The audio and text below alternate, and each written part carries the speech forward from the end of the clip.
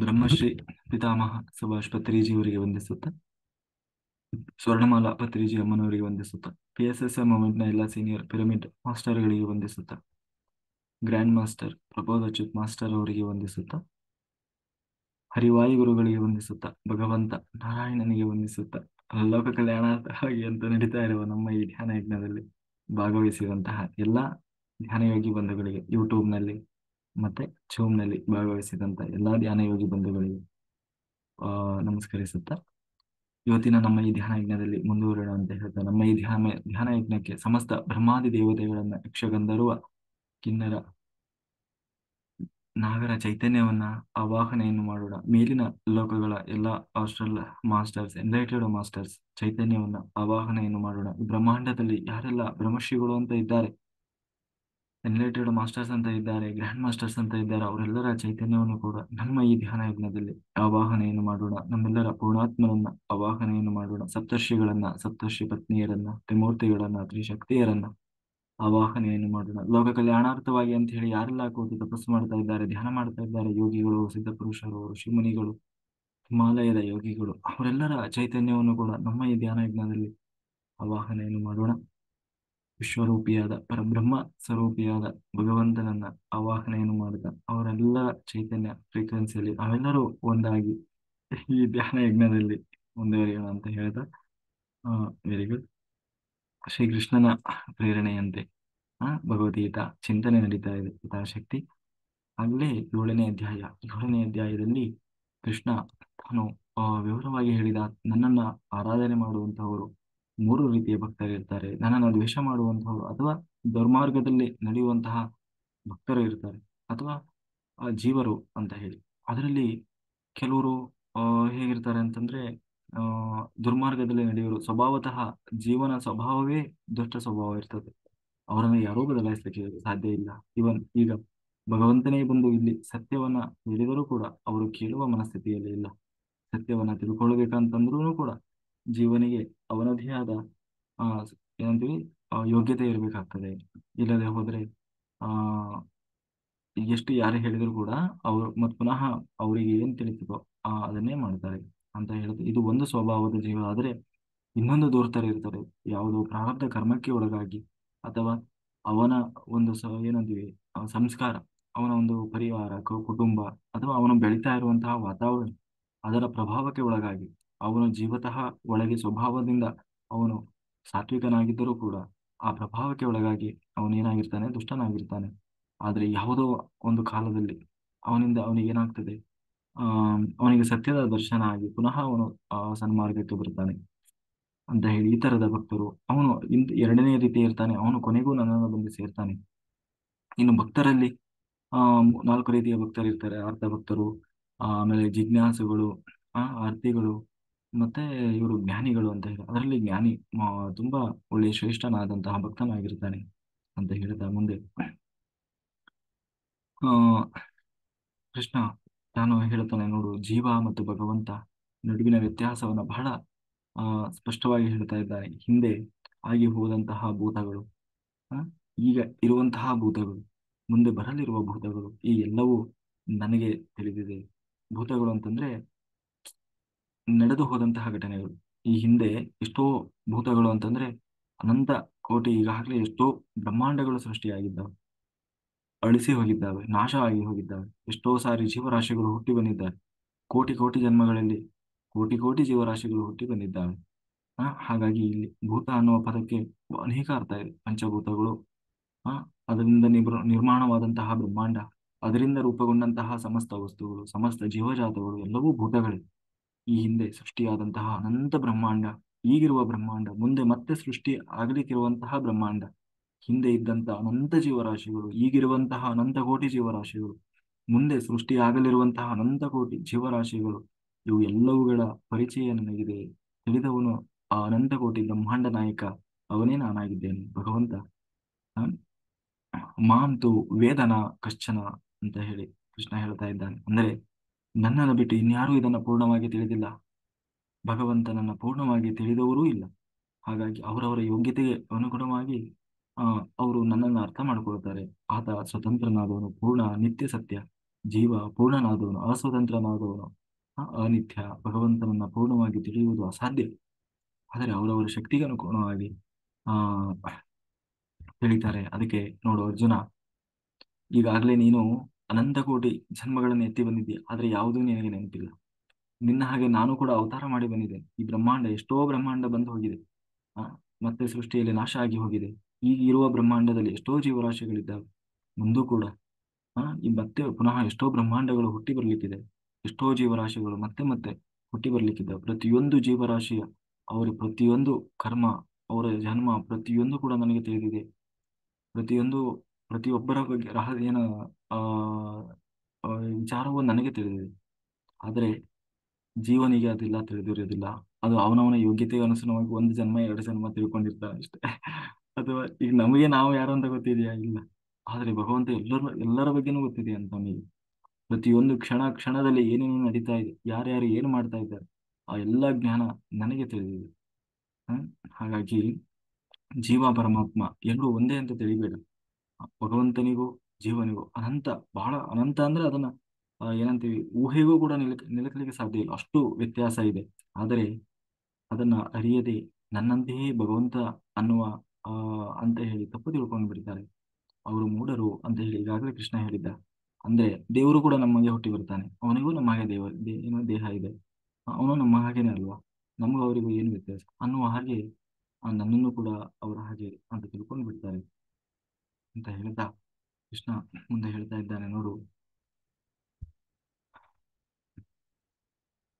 ಅಂತ ಹೇಳಿ ಹೇಳ್ತಾ ಇದ್ದಾನೆ. ನಾವು ಹುಟ್ಟುವಾಗಲೇ ಹುಟ್ಟಿನ ಜೊತೆಗೆ ಇಚ್ಛಾ ದ್ವೇಷ ಸೇರಿಸಿಕೊಂಡು ಹುಟ್ಟುತ್ತೇವೆ. ಶರೀರ ಬೆಳೆದಂತೆ ಅದು ಬೆಳೆಯುತ್ತಾ ಹೋಗ್ತದೆ. ಇದರಿಂದ ದಿಗ್ಬಂಧನ ಅಂದ್ರೆ ದ್ವಂದ್ವಕ್ಕೆ, ಗೊಂದಲಕ್ಕೆ ಒಳಗಾಗ್ತದೆ. ಯಾವುದರಿಂದ ಸುಖ, ಯಾವುದರಿಂದ ದುಃಖ ಅನ್ನುವುದನ್ನು ಕೂಡ ಅರ್ಥ ಮಾಡಿಕೊಳ್ಳದ ಸ್ಥಿತಿಯನ್ನು ತಲುಪ್ತಾನೆ. ಸುಖ ಎಂದು ಯಾವುದು ದುಃಖವೋ ಅದೇ ಸುಖ ಅಂತ ಹೇಳಿ ಅದು ತಿಳಿದು ಅದರ ಬೆನ್ನು ಹತ್ತುತ್ತಾನೆ. ಅದನ್ನು ಈಡೇರಿಸಿಕೊಳ್ಳಿಕ್ಕೆ ಅಂತ ಹೇಳಿ ಮತ್ತೆ ಮತ್ತೆ ಪ್ರಯತ್ನ ಮಾಡ್ತಾನೆ. ಬಂದಾಗ ಅಯ್ಯೋ ಅಂತ ಸುಳ್ಳನ್ನೇ ಸತ್ಯ ಅಂತ ನಂಬ್ತಾನೆ. ಜ್ಞಾನವ ಜ್ಞಾನ ಅಜ್ಞಾನದ ಗೊಂದಲದಲ್ಲಿ ಸಿಕ್ಕಿ ಹಾಕಿಕೊಳ್ತಾನೆ. ಸತ್ಯ ಅಸತ್ಯದ ಗೊಂದಲದಲ್ಲಿ ಸಿಕ್ಕಿ ಹಾಕಿಕೊಳ್ತಾನೆ. ಹೀಗೆ ದ್ವಂದ್ವ ಮೋಹಕ್ಕೆ ಒಳಗಾದವನನ್ನ ತಿದ್ದೋದು ಬಹಳ ಕಷ್ಟ ಇದೆ. ಇದು ಬರೀ ಮೋಹ ಮಾತ್ರ ಅಲ್ಲ, ಇದೊಂದು ಸಮೋಹ. ನಾನು ತಿಳಿದವರು, ನಾನು ತಿಳ್ಕೊಂಡಿರುವುದೇ ಸತ್ಯ, ಅದೇ ಸರಿ ಅನ್ನುವ ಹಠ ಇರ್ತದೆ. ಹಠದಲ್ಲಿ ತೊಡಗ್ತಾನೆ. ತನ್ನದೇ ಸರಿ ಎನ್ನುವ ಆಗ್ರಹ. ಯಾರೇನಾದ್ರೂ ಹೇಳಿದ್ರು ಅದನ್ನ ಕೇಳದ ಸ್ಥಿತಿ. ಇಂಥವನ್ನೆಲ್ಲ ನಾನು ಬಹಳ ನೋಡಿದ್ದೀನಿ, ಇದೆಲ್ಲ ನನಗೆ ಗೊತ್ತಿದೆ, ನನಗಿಂತ ಗೊತ್ತಿದೆ ನಿನಗೆ. ನಾವು ಈ ತರ ಅಂದ್ರೆ ಮಂಡುವಾದ, ಹೀಗೆ ಆ ಮಟ್ಟಕ್ಕೆ ಅದನ್ನೇ ಸಮೂಹ, ಬರೀ ಮೋಹ ಅಲ್ಲ ಅದು ಸಮೂಹ. ಇದರಿಂದ ಮನುಷ್ಯ ಸತ್ಯವನ್ನ ಅರಿಯದೆ ಅಜ್ಞಾನಿ ಆಗ್ತಾನೆ. ತಾನು ಹೀಗೆ ಅಜ್ಞಾನವನ್ನೇ ಜ್ಞಾನ ಎಂದು ತಿಳಿದು ಅದರಲ್ಲಿ ಇನ್ನೂ ಗಟ್ಟಿ ಮಾಡ್ಕೊಳ್ತಾ ಹೋಗ್ತಾನೆ. ಹೀಗೆ ಅಜ್ಞಾನದಿಂದ ಮೋಹ, ಮೋಹದಿಂದ ಸಮೂಹ, ಗೊತ್ತಿಲ್ಲದೆ ಇರುವುದನ್ನ ತಿಳಿದುಕೊಳ್ಳಲು ಪ್ರಯತ್ನಿಸದೆ ಇದ್ದಾಗ ಅದರಿಂದ ವಿಪರೀತ ಜ್ಞಾನ ಉಂಟಾಗ್ತದೆ. ನಂತರ ನಾನು ನಂಬಿದ್ದೇ ಸರಿ ಎನ್ನುವ ಆಗ್ರಹ ಮಾಡ್ತಾನೆ, ವಾದ ಮಾಡ್ತಾನೆ, ಅದನ್ನೇ ಮಂಡಿಸ್ತಾನೆ, ಅದರಲ್ಲೇ ಗಟ್ಟಿಯಾಗಿ ನೆಲೆಯೂರ್ತಾನೆ. ಇದು ಸಾಮಾನ್ಯವಾಗಿ ಮನುಷ್ಯನಲ್ಲಿರುವಂತಹ ಒಂದು ದೊಡ್ಡ ದೌರ್ಬಲ್ಯ. ಈ ಪ್ರಪಂಚದಲ್ಲಿ ಪ್ರತಿಯೊಬ್ಬ ದಡ್ಡನೂ ಕೂಡ ತಾನು ಎಲ್ಲರಿಗಿಂತ ಬುದ್ಧಿವಂತ ಅಂತ ತಿಳಿದಿರ್ತಾನೆ. ಆದ್ದರಿಂದ ಇಡೀ ಜಗತ್ತಿನ ವ್ಯವಹಾರವನ್ನು ತನ್ನ ಬುದ್ಧಿಯ ಮಾನದಂಡದಿಂದ ಅಳೆದು ದಾರಿ ತಪ್ತಾ ಹೋಗ್ತಾನೆ. ತನ್ನ ಬುದ್ಧಿಗೆ ತೋಚಿದ ಹಾಗೆ ಈ ಒಂದು ಬ್ರಹ್ಮಾಂಡವನ್ನ ತಿಳಿತಾ ಹೋಗ್ತಾನೆ. ಅವನಿಗೆ ಹೇಗೆ ಅರ್ಥ ಆಗ್ತದೋ ಹಾಗೆ ಅರ್ಥ ಮಾಡ್ಕೊಳ್ತಾನೆ. ಅದೇ ಸತ್ಯ ಅಂತ ನಂಬುತ್ತಾ ಹೋಗ್ತಾನೆ. ಸತ್ಯವನ್ನ ತಿಳಿಸ್ಲಿಕ್ಕೆ ಹೋದ್ರೂ ಕೂಡ ತನ್ನದೇ ಆದ ಮುಂದೆ ವಾದವನ್ನು ಮಾಡ್ತಾನೆ. ತಾನು ಬುದ್ಧಿವಂತ, ನನ್ನ ತೀರ್ಮಾನವೇ ಸರಿ, ಉಳಿದವರಿಗೆ ನನ್ನಷ್ಟು ತಿಳುವಳಿಕೆ ಇಲ್ಲ ಅನ್ನುವ ತಪ್ಪು ಕಲ್ಪನೆಯಲ್ಲಿ ಮುಳುಗಿ ಹೋಗ್ತಾನೆ. ಅದನ್ನೇ ಇಲ್ಲಿ ಕೃಷ್ಣ ಸಮೋಹ ಅಂತ ಕರೀತಾ ಇದ್ದಾನೆ. ಹಾಗೆ ದ್ವಂದ್ವ ಮೋಹದ ಬಗ್ಗೆ ಹೇಳಿದ ಮುಂದೆ ಇದಕ್ಕೆ ಮೂಲಭೂತವಾಗಿ ಎರಡು ಕಾರಣವಾಗ್ತದೆ. ಏನು ಅಂತಂದ್ರೆ ಜೀವ ಸ್ವರೂಪ ಮತ್ತೆ ಪ್ರಾರಬ್ಧ ಕರ್ಮ. ಜೀವ ಸ್ವರೂಪದಲ್ಲಿ ಅಂತಂದ್ರೆ ದುರ್ಯೋಧನ, ಶಕುನಿ, ಇವರು ಮೂಲತಃ ದುಷ್ಟರು. ಅವರನ್ನ ಯಾರು ಕೂಡ ಬದಲಾಯಿಸಲಿಕ್ಕೆ ಸಾಧ್ಯ ಇಲ್ಲ. ಅವರಲ್ಲಿ ಸಹಜವಾಗಿಯೇ ಈ ರೀತಿಯ ಬುದ್ಧಿ ಇರ್ತದೆ. ಅಂದ್ರೆ ನಾನು ಹೇಳಿದ್ದೆ ಸರಿ, ನನಗೆ ಗೊತ್ತಿರೋದೇ ಸರಿ, ಈ ರೀತಿ ಸಮೋಹಕ್ಕೆ ಒಳಗಾಗಿರ್ತಾರೆ. ಆದರೆ ಇನ್ನೊಬ್ಬವನು ಇರ್ತಾನೆ, ನಿಜವಾಗಲೂ ಕೂಡ ಅವನು ಸ್ವಭಾವತಃ ಸಜೀವ, ಒಳ್ಳೆಯವನಿದ್ದಾನೆ. ಆದರೆ ಸ್ವಭಾವತಃ ಒಳ್ಳೆಯವನಿದ್ದಾನೆ. ಆದರೆ ಆ ಪ್ರಾರಬ್ಧ ಕರ್ಮ ಅಥವಾ ಅವನ ಸ್ವಭಾವ ಏನೋ ಪ್ರಕೃತಿ, ಅವನ ಸುತ್ತಲಿರುವ ಪರಿಸರದ ಪ್ರಭಾವಕ್ಕೆ ಒಳಗಾಗಿ, ಅಥವಾ ಈ ಕರ್ಣ, ಅಜಾಮಿಳ ಇಂಥವರು, ಈ ಅಜಾಮಿಳನ ಕಥೆಯನ್ನು ಹೇಳಿದ್ದೆ ಹಿಂದೆ, ಹಾಗೆ ಜೀವ ಸ್ವರೂಪವೇ ಇಂತಹ ಗತಿಯಲ್ಲಿದ್ದರೆ ಅದಕ್ಕೆ ಯಾರೂ ಪರಿಹಾರ ಮಾಡ್ಲಿಕ್ಕೆ ಆಗೋದು. ಆದರೆ ಯಾವುದೋ ಕಾರಣದಿಂದ ಕೆಟ್ಟ ದಾರಿಯಲ್ಲಿ ಸಾಗುವಂತಹ ಸಾತ್ವಿಕ ಜೀವಕ್ಕೆ ಜ್ಞಾನದ ಮಾರ್ಗವಿದೆ. ಯಾವುದೋ ಒಂದು ದುರಂತದಿಂದ ಆ, ಕೆಲವೊಮ್ಮೆ ಅಪರೋಕ್ಷ ಜ್ಞಾನಿಗಳು ದಾರಿ ತಪ್ಪುತ್ತಾರೆ. ಆದರೆ ಇಂತಹವರ ಪಾಪಕರ್ಮ ತೊಳೆದು ಹೋಗುವ ತನಕ ಅವರು ಸರಿದಾರಿಗೆ ಬರೋಲ್ಲ. ನಂತರ ಭಗವಂತ ಪುನಃ ಅವರನ್ನ ಸರಿ ಮಾರ್ಗಕ್ಕೆ ಕರ್ಕೊಂಡು ಬರ್ತಾನೆ, ಅವರ ಕರ್ಮ ಎಲ್ಲ ಕಳೆದ ಮೇಲೆ. ಆದರೆ ಅವರು ಕೂಡ ನನ್ನನ್ನು ಪುನಃ ಪುನಃ ನನ್ನನ್ನು ಸೇರ್ತಾರೆ. ಅಂದ್ರೆ ನನ್ನ ಮಾರ್ಗದಲ್ಲೇ ಬಂದು, ಅಧ್ಯಾತ್ಮದಲ್ಲಿ ಬಂದು ನನ್ನನ್ನೇ ಬಂದು ಸೇರ್ತಾರೆ. ಇಂತಹ ಸಂದರ್ಭದಲ್ಲಿ ಅವರಿಗೆ ತಮ್ಮ ತಪ್ಪಿನ ಅರಿವಾಗಿ ಪಶ್ಚಾತ್ತಾಪ ಭಾವನೆಯಿಂದ ದೇವರಲ್ಲಿ ಶರಣಾಗ್ತಾರೆ. ಹಾಗಾಗಿ ಕೃಷ್ಣ ಹೇಳ್ತಾ ಇದ್ದಾನೆ, ನೋಡು ಅರ್ಜುನ, ಪಶ್ಚಾತ್ತಾಪಕ್ಕಿಂತಲೂ ಶ್ರೇಷ್ಠವಾದ ಪ್ರಾಯಶ್ಚಿತ್ತ ಇನ್ನೊಂದಿಲ್ಲ. ಎಂತಹ ಘಾತಕವಾದಂಥದ್ದು ಪಾಪ ಮಾಡಿದರೂ ಕೂಡ ಪಶ್ಚಾತ್ತಾಪ ಪಡಬೇಕು. ಸುಮ್ಮನೆ ಹೊರಗಡೆಯಿಂದ ಅಲ್ಲ, ಒಳಗಡೆಯಿಂದ ಅಯ್ಯೋ ನಾನು ಹೀಗೆ ಮಾಡಿದ್ನಲ್ಲ ಅಂತ ಹೇಳಿ.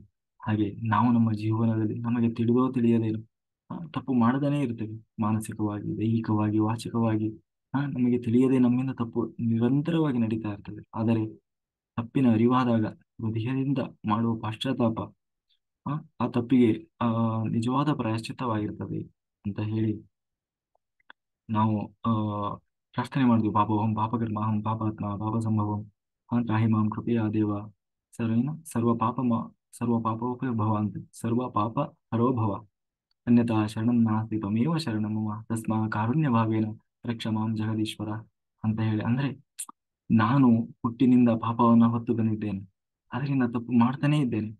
ಅದರಿಂದ ನನ್ನನ್ನು ಕ್ಷಮಿಸಿ ಈ ಪಾಪದಿಂದ ನನ್ನನ್ನು ಪಾರು ಮಾಡು ಎಂದು ದೇವರಲ್ಲಿ ಶರಣಾಗುವುದು ಈ ಶ್ಲೋಕದ ಮೂಲಕ ನಾವು ದೇವರಲ್ಲಿ ಮಾಡುವ ಪ್ರಾರ್ಥನೆ.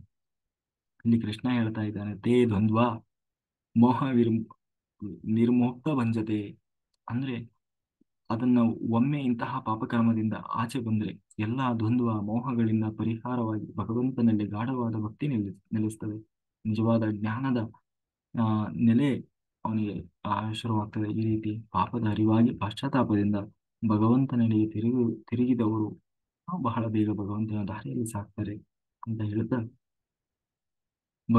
ಭಗವಂತನೆಡೆಗೆ ತಿರುಗಿದವರು ಮುಪ್ಪು ಸಾವಿನಿಂದ ಪಾರಾಗುವುದಕ್ಕೋಸ್ಕರ ಈ ಸಂಸಾರದ ಬಂಧನದಿಂದ ಬಿಡುಗಡೆಯನ್ನ ಬಯಸಿ ಭಗವಂತನಲ್ಲಿ ಮೊರೆ ಹೋಗ್ತಾರೆ, ಸಾಧನೆ ಮಾಡ್ತಾರೆ. ಸಾಮಾನ್ಯವಾಗಿ ಏನನ್ನೂ ಬಯಸದೆ ಇರುವುದು ಶ್ರೇಷ್ಠವಾದ ಸಾಧನೆ ಆಗ್ತದೆ. ಆದರೆ ಬಯಸುವುದೇ ಜೀವನದ ಧರ್ಮವಾಗಿದ್ದಾಗ ಇನ್ನೇನೂ ಬಯಸದೆ ಮೋಕ್ಷವನ್ನು ಬಯಸುವುದೇ ಶ್ರೇಷ್ಠವಾಗ್ತದೆ. ಹಾಗಾಗಿ ಕೃಷ್ಣ ಹೇಳ್ತಾ ಇದ್ದಾನೆ, ಈ ಒಂದು ಸಾಧನೆಯಲ್ಲಿ ಏನನ್ನೂ ಬಯಸಬಾರದು, ಅದೇ ಶ್ರೇಷ್ಠವಾದ ಸಾಧನೆ. ಆದರೆ ಅನಿವಾರ್ಯ ಅದು, ಕೆಲವೊಮ್ಮೆ ಬಯಸಲೇಬೇಕಾದಂತ ಪರಿಸ್ಥಿತಿ ಬರ್ತದೆ. ಆದರೂ ಕೂಡ ಆದಷ್ಟು ಬಯಕೆಗಳನ್ನು ಇಟ್ಟುಕೊಳ್ಳಬಾರದು.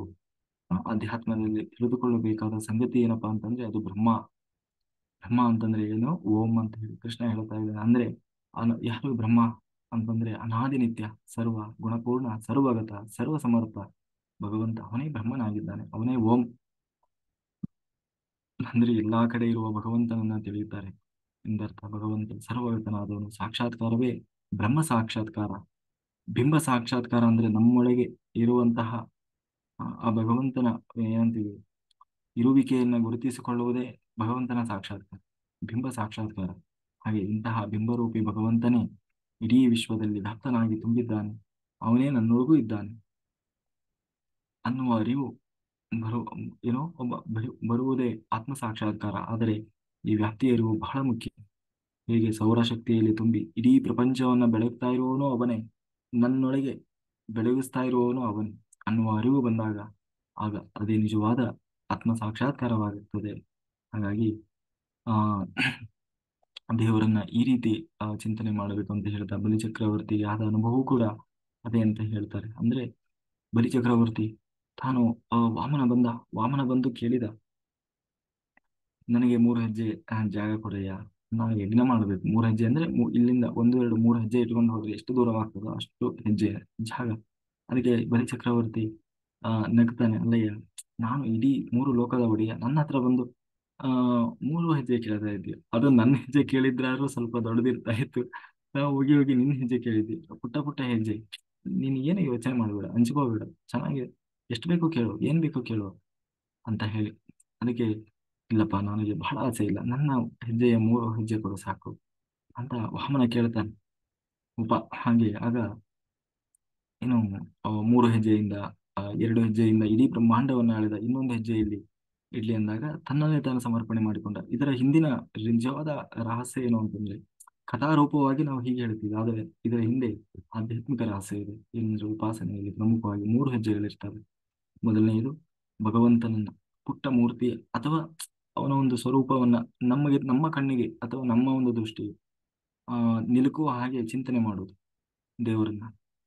ಏಕೆಂದ್ರೆ ದೇವರು ಅಂದ್ರೆ ಹೀಗಿರ್ತಾನೆ ಅನ್ನೋ ಒಂದು ಕಲ್ಪನೆ ಆದ್ರೂ ಬರ್ಬೇಕಲ್ಲ, ಅದಕ್ಕೋಸ್ಕರ ದೇವರು ಒಂದು ಸಣ್ಣವರು, ಅದಕ್ಕೆ ವಾಮನ, ಪುಟ್ಟ ವಾಮನ. ಎರಡನೆಯದು ಉಪಾಸನೆ ಮಾಡ್ತಾ ಮಾಡ್ತಾ ಭಗವಂತ ಕೇವಲ ಮೂರ್ತಿ ಅಲ್ಲ, ಮೂರ್ತಿಯೇ ದೇವರಲ್ಲ, ಮೂರ್ತಿಯೊಳಗೆ ದೇವರಿಲ್ಲ ಅನ್ನುವ ಜ್ಞಾನ ಬರ್ತದೆ. ಇಡೀ ಲೋಕದಲ್ಲಿ ವ್ಯಾಪಿಸಿದ್ದಾನೆ, ಇಡೀ ಬ್ರಹ್ಮಾಂಡದಲ್ಲಿ ಆವರಿಸಿದ್ದಾನೆ. ಅವನನ್ನ ನಾವು ಏನಂತೀವಿ, ಊಹೆಗೂ ನಿಲುಕಲಿಕ್ಕೆ ಸಾಧ್ಯ ಇಲ್ಲ ಅನ್ನುವುದು ತ್ರಿವಿಕ್ರಮನಾಗಿ ಬೆಳೆದ ನಿಲ್ತಾನೆ. ತ್ರಿವಿಕ್ರಮನಾಗಿ ಬೆಳೆದು ಇಡೀ ಬ್ರಹ್ಮಾಂಡ ಅವನು ಎರಡು ಕಾಲು ಕೆಳಗಾಗ್ಬಿಡುದು.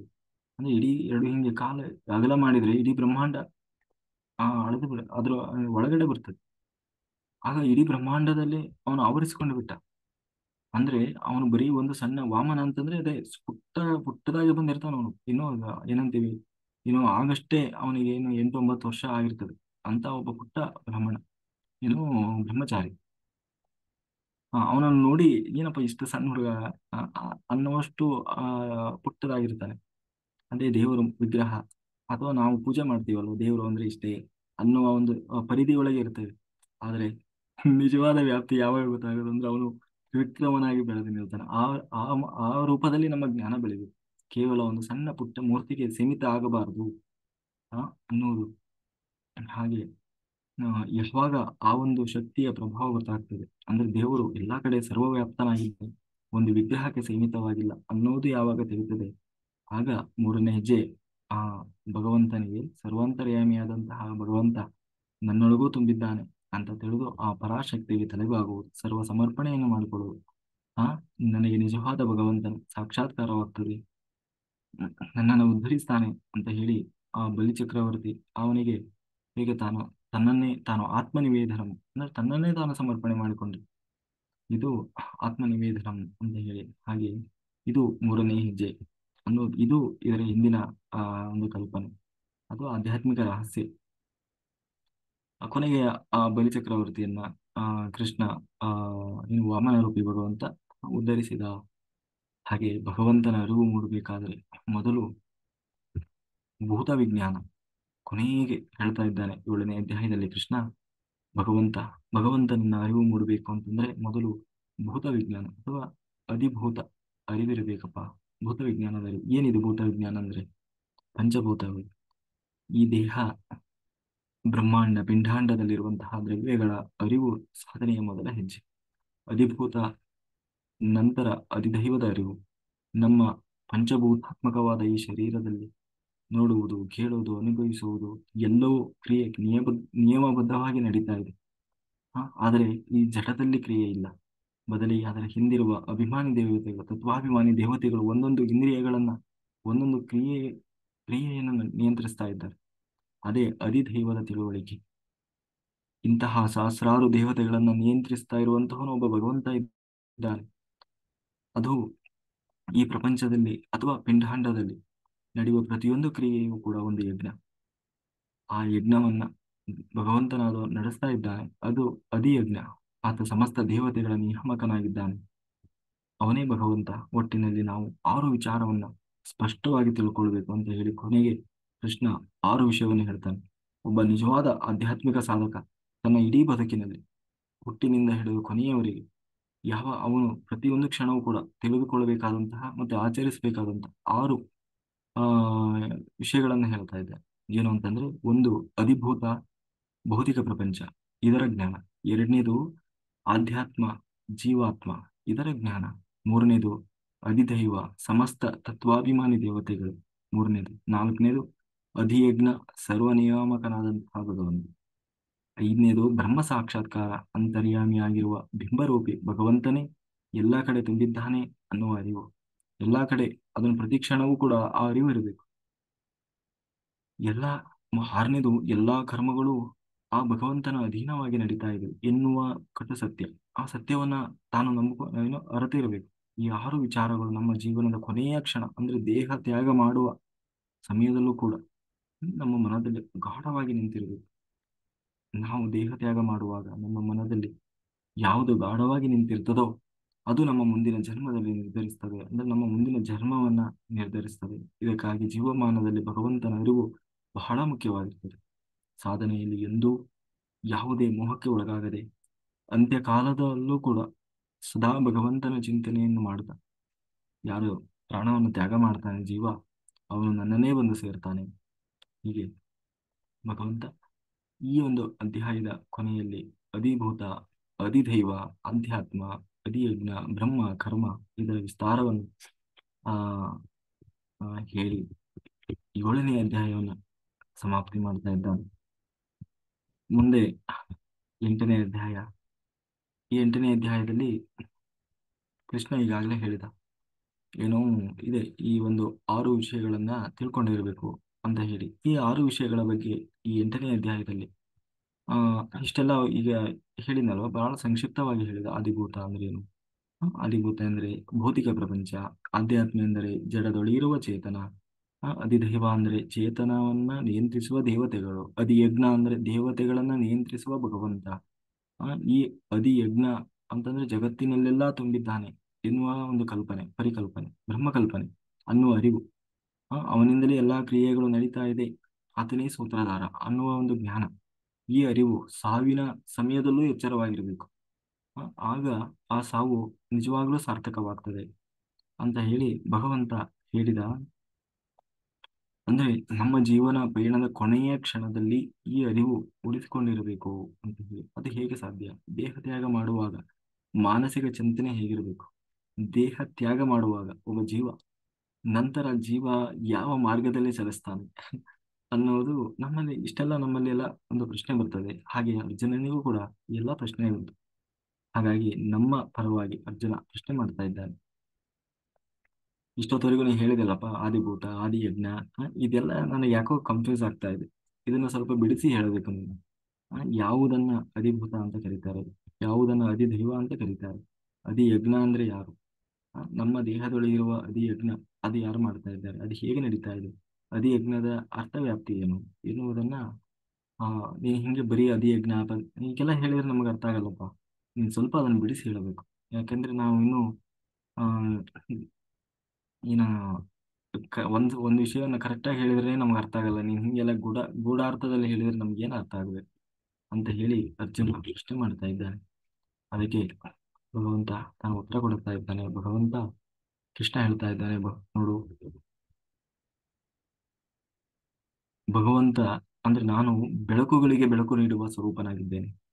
ಎಲ್ಲರ ಚಿಂತನೆಯ ಕೊನೆಯ ಗುರಿಯೇ ನಾನು.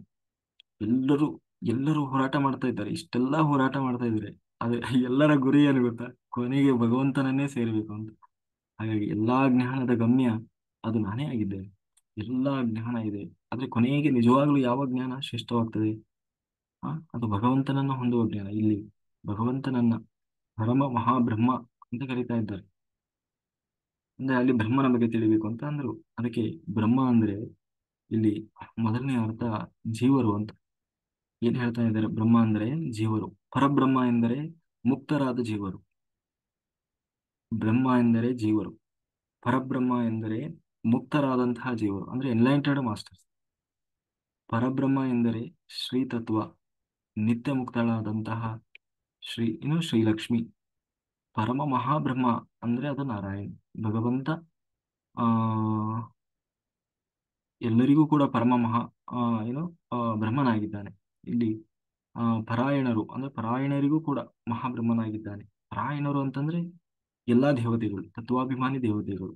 ಹಾಗಾಗಿ ಭಗವಂತ ಸರ್ವ ದೇವತೆಗಳ ಒಡೆಯ. ಇದು ನಾವು ತಿಳಿದುಕೊಳ್ಳಬೇಕಾದಂತಹ 6 ಸಂಗತಿಗಳಲ್ಲಿ ಒಂದಾದಂತಹ ಬ್ರಹ್ಮ. ಬ್ರಹ್ಮ ಅನ್ನುವ ಪದದ ಅರ್ಥ ಏನು? ಮೊದಲನೇದು ಬ್ರಹ್ಮ.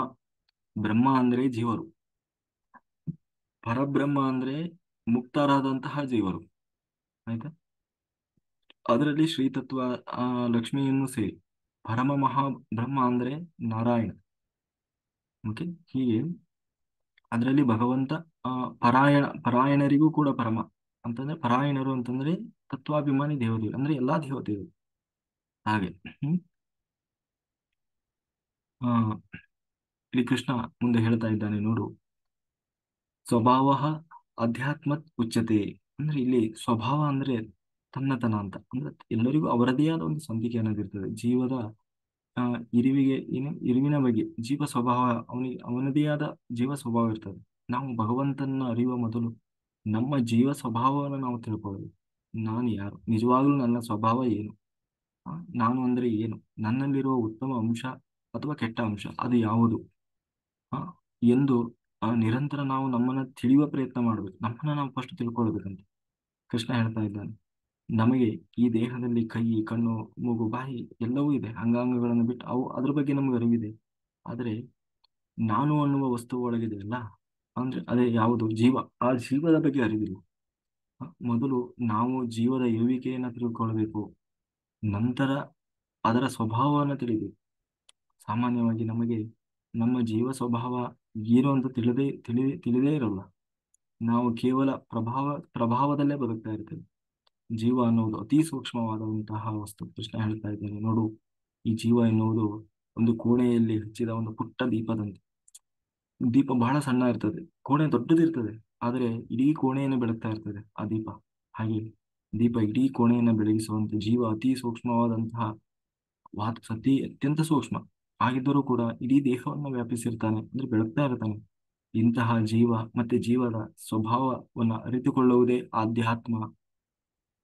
ಅಧ್ಯಾತ್ಮ ಅನ್ನೋ ಪದದ ಅರ್ಥ ಏನು? ಕೃಷ್ಣ ಏನು ಹೇಳ್ತಾ ಇದ್ದಾನೆ? ಜೀವ ಮತ್ತೆ ಜೀವನ ಸ್ವಭಾವ. ಅಂದ್ರೆ ಜೀವ ಅಂದ್ರೆ ನನ್ನೊಳಗಿರುವ ಜೀವ, ಆ ಜೀವನ ಸ್ವಭಾವ. ಅದನ್ನ ನಿಜವಾಗ್ಲೂ ಯಾರು ಅರ್ಥ ಮಾಡ್ಕೊಳ್ತಾನೆ ಅದೇ ಅಧ್ಯಾತ್ಮ. ಅದು ಎಲ್ಲರದ್ದು ಒಂದೇ ಇರೋಲ್ಲ, ಒಬ್ಬೊಬ್ಬರದ್ದು ಒಂದೊಂದು ರೀತಿ, ಕೋಟಿ ಕೋಟಿ ಜೀವಿಗಳದ್ದು ಒಂದೊಂದು ರೀತಿ ಇರ್ತದೆ. ಅದನ್ನು ಅವನೇ ತಿಳ್ಕೊಳ್ಬೇಕು. ಈ ಪ್ರಪಂಚ ಅಂದರೇನೆ ಭೂತ ಮತ್ತೆ ಭಾವ, ಅಂದರೆ ಇದು ಜೀವ ಮತ್ತೆ ಇದು ಜಡದ ಸೃಷ್ಟಿ ಅನ್ನುವಂಥದ್ದು. ನಾವು ಈ ಜಗತ್ತಿನಲ್ಲಿದ್ದೇವೆ. ಇಂತಹ ಜಗತ್ತು ಹೇಗೆ ಸೃಷ್ಟಿಯಾಯಿತು, ಯಾವಾಗ ಸೃಷ್ಟಿಯಾಯಿತು, ಅದರ ಹಿಂದಿರುವ ಮೂಲ ದ್ರವ್ಯ ಯಾವುದು, ಅದರ ನಿಮಿತ್ತ ಅಂದ್ರೆ ಅದನ್ನ ಯಾರು ಅದನ್ನು ನಿರ್ಮಾಣ ಮಾಡಿದರು, ಯಾವ ಕಾರಣಕ್ಕೆ ನಿರ್ಮಾಣ ಆಯಿತು, ಜೀವ ದೇಹದ ಮೂಲಕ ಹುಟ್ಟುತ್ತದೆ ಏಕೆ, ಎಲ್ಲವನ್ನೂ ವ್ಯವಸ್ಥಿತವಾಗಿ ನಡೆಸ್ತಾ ಇದ್ದಂತಹ ಆ ಮಹಾಶಕ್ತಿ, ಒಂದು ಶಕ್ತಿ ಇದೆಯಲ್ವಾ, ಅದು ಯಾವುದು, ಹೀಗೆ ಚಿಂತನೆ ಮಾಡ್ತಾ ಹೋದಾಗ ನಮಗೆ ವಿಷಯ ಒಂದೊಂದೇ ತಿಳಿತಾ ಹೋಗ್ತದೆ. ಅದೇ ಕರ್ಮ ಸಿದ್ಧಾಂತ. ಈ ಜೀವಜಾತವನ್ನ ಮತ್ತು ಜಡ ಪ್ರಪಂಚವನ್ನು ಸೃಷ್ಟಿ ಮಾಡುವ ಮೂಲ ಶಕ್ತಿ ಆ ಭಗವಂತ. ಅವನ ಕ್ರಿಯೆಯೇ ನಿಜವಾದ ಕ್ರಿಯೆ. ಈ ಪ್ರಪಂಚದ ವೈವಿಧ್ಯಮಯವಾದಂತಹ ಸೃಷ್ಟಿಯ ಮೂಲವನ್ನ ತಿಳಿದಾಗ ನಿಜವಾದ ಕರ್ಮ ತಿಳಿತಾ ಹೋಗ್ತದೆ. ನಾವೆಲ್ಲರೂ ಕೂಡ ಭಗವಂತನ ಸೃಷ್ಟಿ ಮಾಡಿದ ಗೊಂಬೆಗಳು. ಆತ ಸೂತ್ರಧಾರನಾಗಿದ್ದಾನೆ. ನಮ್ಮ ಕ್ರಿಯೆ ಆ ಸೂತ್ರಧಾರನ ನಿಯಮಕ್ಕೆ ಬದ್ಧವಾಗಿರ್ತದೆ ಹೊರತು ನಮಗೆ ಇಚ್ಛೆ ಬಂದ ಹಾಗೆ ಅಲ್ಲ. ಇಡೀ ವಿಶ್ವಚಕ್ರ ಭಗವಂತನ ಅಧೀನವಾಗಿ ತಿರುಗ್ತಾ ಇದೆ. ಇಡೀ ವಿಶ್ವಚಕ್ರ ಭಗವಂತನ ಅಧೀನವಾಗಿ ತಿರುಗ್ತಾ ಇದೆ. ಆ ವಿಶ್ವಚಕ್ರದಲ್ಲಿ ಇದೊಂದು ಮಹಾಕ್ರಿಯೆ. ಆ ಕ್ರಿಯೆಯ ಮಹಾಚಕ್ರದ ಮೇಲೆ ತಿರುಗ್ತಾ ಇದೆ. ಏನು ಒಂದು ದೊಡ್ಡ ಚಕ್ರ ತಿರುಗ್ತಾ ಇದೆ, ಅದರಲ್ಲಿ ಇರುವ ಒಂದು ಸಣ್ಣ ಇರುವೆ ಇದ್ದ ಹಾಗೆ ನಾವು. ಇರುವೆ ಯಾವ ದಿಕ್ಕಿಗೆ ಚಲಿಸಿದರೂ ಕೂಡ ಅದು ಚಲಿಸುವುದು ಚಕ್ರ ತಿರುಗಿದ ಕಡೆನೆ. ಅಂದ್ರೆ ಅಥವಾ ಅವತ್ತೊಂದು ಆನೆಯ ಉದಾಹರಣೆ ಹೇಳಿದ್ದೆ, ಕೃಷ್ಣನೇ ಹೇಳಿದ್ದ ಆನೆಯ ಉದಾಹರಣೆ. ಅದೇ ಆನೆ ಮತ್ತೆ ಇರುವೆಯ ಉದಾಹರಣೆ. ಅಂದ್ರೆ ಒಂದು ಆನೆ ಪೂರ್ವದಿಂದ ಪಶ್ಚಿಮಕ್ಕೆ ನಡ್ಕೊಂಡು ಹೋಗ್ತಾ ಇದೆ. ಆನೆಯ ಮೇಲೆ ಒಂದು ಇರುವೆ ಕೂತಿದೆ ಸೊಂಡಿಲ ಹತ್ರ. ಅದು ಪಶ್ಚಿಮದಿಂದ ಪೂರ್ವಕ್ಕೆ ಬರ್ತಾ ಇದೆ. ಆ ಇರುವೆ ಏನ್ ತಿಳ್ಕೊಂಡಿದೆ, ನಾನು ಪಶ್ಚಿಮದಿಂದ ಪೂರ್ವಕ್ಕೆ ಅಂದ್ರೆ ಆ ಕಡೆಯಿಂದ ಈ ಕಡೆ ಬರ್ತಾ ಇದ್ದೀನಿ ಅಂತ ತಿಳ್ಕೊಂಡಿದೆ. ಆದ್ರೆ ಆನೆ ಪೂರ್ವದಿಂದ ಪಶ್ಚಿಮಕ್ಕೆ ಹೋಗ್ತಾ ಇದೆ. ಆದ್ರೆ ಇರುವೆ ನಡೀತಾನೆ ಇದೆ ಆನೆ ಮೇಲೆ. ಆದ್ರೆ ನಿಜವಾಗ್ಲೂ ಅದು ಎಲ್ಲಿಂದ ಎಲ್ಲಿ ಹೋಗ್ತಾ ಇದೆ, ಪೂರ್ವದಿಂದ ಪಶ್ಚಿಮಕ್ಕೆ ಹೋಗ್ತಾನೆ ಇದೆ ನಿರಂತರವಾಗಿ. ಆದ್ರೆ ಅದು ಏನಂತ ಭ್ರಮಿಸಿದೆ, ನಾನು ಪಶ್ಚಿಮದಿಂದ ಪೂರ್ವಕ್ಕೆ ಹೋಗ್ತಾ ಇದ್ದೇನೆ ಅನ್ನೋ ಭ್ರಮೆಯಲ್ಲಿ ನಡೀತಾನೆ ಇದೆ. ಆದ್ರೆ ನಿಜವಾಗ್ಲೂ ಅದು ಎಲ್ಲಿಂದ ಎಲ್ಲಿ ಹೋಯ್ತು, ಪೂರ್ವದಿಂದ ಪಶ್ಚಿಮಕ್ಕೆ ಹೋಗ್ತಾ ಇದೆ. ಹಾಗೆ ಈ ಮಹಾಚಕ್ರ ಭಗವಂತನ ಈ ಏನು ಬ್ರಹ್ಮಾಂಡ ಅನ್ನೋದರ ಈ ಮಹಾಚಕ್ರದಲ್ಲಿ ನಾವೊಂದು ಇರುವೆ ಇದ್ದ ಹಾಗೆ. ಅದು ತನಗೆ ಇಷ್ಟ ಬಂದ ಹಾಗೇನೆ ಎಲ್ಲರನ್ನು ತಿರುಗಿಸ್ತಾ ಇದೆ ಹೊರತು ಇರುವೆ ನಮಗಿಷ್ಟ ಬಂದ ಹಾಗೆ ಅಲ್ಲ. ಹಾಗಾಗಿ ಚಕ್ರದ ಅದೇ ರೀತಿ ಪ್ರಪಂಚದ ಗತಿ ನಮ್ಮ ಕ್ರಿಯೆಯ ಮೇಲೆ ನಿರ್ಧಾರವಾಗಿಲ್ಲ. ಅದು ತನ್ನ ಗತಿಗೆ ಅನುಗುಣವಾಗಿ ನಿರಂತರವಾಗಿ ನಡೀತಾ ಇದೆ. ಹಾಗಾಗಿ ನಾನು ಮಾಡಿದೆ, ನನ್ನಿಂದ ಆಯ್ತು, ನಾನು ಸಂಪಾದನೆ ಮಾಡಿದೆ, ನಾನು ಕಟ್ಟಿದ್ದು, ಅದು ಇದು ಅಹಂಕಾರ ಪಡುವುದರಲ್ಲಿ ಯಾವ ಅರ್ಥವೂ ಇಲ್ಲಪ್ಪ. ಹೀಗೆ ಜೀವ ಜಡ ಪ್ರಪಂಚ ಸೃಷ್ಟಿಗೆ ಕಾರಣವಾಗಿರುವಂತಹ ವಿಶಿಷ್ಟವಾದಂತಹ ಸೃಷ್ಟಿಕ್ರಿಯೆಯೇ ನಿಜವಾದ ಕರ್ಮ. ಅದಕ್ಕೆ ಅನುಗುಣವಾಗಿ ಯಾರು ಬದುಕ್ತಾನೆ ಅವನೇ ಕರ್ಮಯೋಗಿ. ಜೀವ ಅನಾದಿ ನಿತ್ಯನಾಗಿದ್ದಾನೆ. ಅದನ್ನ ಭಗವಂತ ಯಾವತ್ತೂ ಸೃಷ್ಟಿ ಮಾಡಿದ್ದಲ್ಲ. ಜೀವನನ್ನ ದೇವರು ಸೃಷ್ಟಿ ಮಾಡಲಿಲ್ಲ. ಜೀವನಲ್ಲಿ ಪ್ರತಿಯೊಂದು ಜೀವನಲ್ಲೂ ಒಂದು ಸ್ವಭಾವ ಇದೆ. ಅದನ್ನ ದೇವರು ಸೃಷ್ಟಿ ಮಾಡಿಲ್ಲ. ಪ್ರತಿಯೊಂದು ಜೀವನಲ್ಲೂ ಅವನದೇ ಆದ ಮತ್ತೆ ಎಂದೂ ಬದಲಾಯಿಸಲಾಗದಂತಹ ಪ್ರತಿಯೊಂದರಿಗೂ ಅವರದೇ ಆದ ಒಂದು ಗುಣ ಇದೆ, ಸ್ವಭಾವ. ಅದನ್ನ ಅವನ ಹುಟ್ಟುಗುಣ ಅದು. ಆ ಅದ್ರಲ್ಲಿ ಅದನ್ನೇ ದೇವರು ಬದಲಾಯಿಸ್ಲಿಕ್ಕೂ ಸಾಧ್ಯ ಇಲ್ಲ, ಅದು ಬದಲಾಗುವುದೂ ಇಲ್ಲ. ಹಾಗಾಗಿ ಹಾಗಾಗಿ ದೇವರು ಯಾರನ್ನು ಬದಲಾಯಿಸ್ಲಿಕ್ಕೆ ಹೋಗಲ್ಲ. ಪ್ರತಿಯೊಂದು ಜೀವ ಸ್ವರೂಪದ ಗುಣಧರ್ಮ ಸ್ವಭಾವಕ್ಕೆ ಅನುಗುಣವಾಗಿ, ಅವರವರ ಅರ್ಹತೆಗೆ ಅನುಗುಣವಾಗಿ ಅವರವರ ಸೃಷ್ಟಿ ಮಾಡುವುದು ಭಗವಂತನ ಸ್ವಭಾವ. ಆದ್ದರಿಂದ ಇಲ್ಲಿ ತಾರತಮ್ಯ ಅನ್ನುವ ಪ್ರಶ್ನೆಯೇ ಇಲ್ಲ. ಅಂದ್ರೆ ದೇವರು ಅವ್ರಿಗೆ ಯಾಕೆ ಏನಂತೀವಿ, ಕೆಲವರಿಗೆ ಒಳ್ಳೇದು ಮಾಡ್ತಾನೆ, ಕೆಲವರಿಗೆ ಕೆಟ್ಟದ್ದು ಮಾಡ್ತಾನೆ, ಅಥವಾ ಕೆಲವ್ರನ್ನ ಒಳ್ಳೆಯವ್ರನ್ನ ಹುಟ್ಟಿಸಿರ್ತಾನೆ, ಕೆಲವರು ಬಹಳ ದುಷ್ಟರಿರ್ತಾರೆ, ಎಲ್ಲರನ್ನೂ ಒಳ್ಳೆಯವ್ರನ್ನೇ ಮಾಡಿಬಿಡ್ಬೋದಲ್ಲ, ಎಲ್ಲರಿಗೂ ಒಳ್ಳೆ ಬುದ್ಧಿ ಕೊಟ್ಟು ಬಿಡ್ಬೋದಲ್ಲ ಅಂತ ನಮ್ಮಲ್ಲಿ ಎಷ್ಟೋ ಪ್ರಶ್ನೆ ಮಾಡೋರು ಇದ್ದಾರೆ ಅಲ್ಲ. ಸೊ ಹಾಗೆ ಅದಕ್ಕೆ ದೇವರು ಯಾಕೆ ಅಂತಂದ್ರೆ ಪ್ರತಿಯೊಬ್ಬರಿಗೂ ಅವರದೇ ಆದ ಸ್ವಭಾವ ಇದೆ. ಅವರವರ ಸ್ವಭಾವಕ್ಕೆ ಅನುಗುಣವಾಗಿ ಅದನ್ನು ಭಗವಂತ ಅದನ್ನು ಯಾರಿಂದನೂ ಬದಲಾಯಿಸಲಿಕ್ಕೆ ಸಾಧ್ಯ ಇಲ್ಲ. ಅದಕ್ಕೆ ತಕ್ಕ ಹಾಗೆ ಭಗವಂತನು ಕೂಡ ಅದನ್ನ ಬದಲಾಯಿಸಲಿಕ್ಕೆ ಹೋಗೋದಿಲ್ಲ. ಬದಲಾಗಿ ಅವರ ಒಂದು ಸ್ವಭಾವಕ್ಕೆ ಅನುಗುಣವಾಗಿ, ಯೋಗ್ಯತೆಗೆ ಅನುಸಾರವಾಗಿ ಅವನು ಸೃಷ್ಟಿಕ್ರಿಯೆಯನ್ನು ಮಾಡ್ತಾ ಹೋಗ್ತಾನೆ. ಅದು ಭಗವಂತನ ಸ್ವಭಾವ. ಆಯ್ತು. ಹೀಗಾಗಿ ಈ ತ್ರಿಗುಣಾತೀತವಾದಂತಹ ಇವು ಭಗವಂತನ ಮೂಲಭೂತ ಸ್ವಭಾವ. ಇದರ ಅರಿವೇ ನಿಜವಾದ ಆಧ್ಯಾತ್ಮ. ಭಗವಂತನ ಗುಣಧರ್ಮವನ್ನು ತಿಳಿದಾಗ ಅವನ ಸೃಷ್ಟಿ ಏನು ಅನ್ನುವುದು ಅರ್ಥ ಆಗ್ತಾ ಹೋಗ್ತದೆ. ಅದೇ ಕರ್ಮ. ಭಗವಂತನ ಕ್ರಿಯೆಯಲ್ಲಿ ಜ್ಞಾನ, ಇಚ್ಛೆ, ಕೃತಿ ಎನ್ನುವುದು 3 ಹಂತವಿಲ್ಲ. ಆತ ಇಚ್ಛಿಸುವುದೇ ಕ್ರಿಯೆ, ಇದನ್ನ ತಿಳಿಯುವುದೇ ಕರ್ಮದ ಅರಿವು. ಹೀಗೆ ಭಗವಂತನ ಸ್ವರೂಪ, ಗುಣಧರ್ಮದ ಮತ್ತೆ ಕ್ರಿಯೆಯ ಅರಿವೇ ಬ್ರಹ್ಮ, ಆಧ್ಯಾತ್ಮ ಮತ್ತೆ ಕರ್ಮ. ಏನು ಭಗವಂತನ ಸ್ವರೂಪ,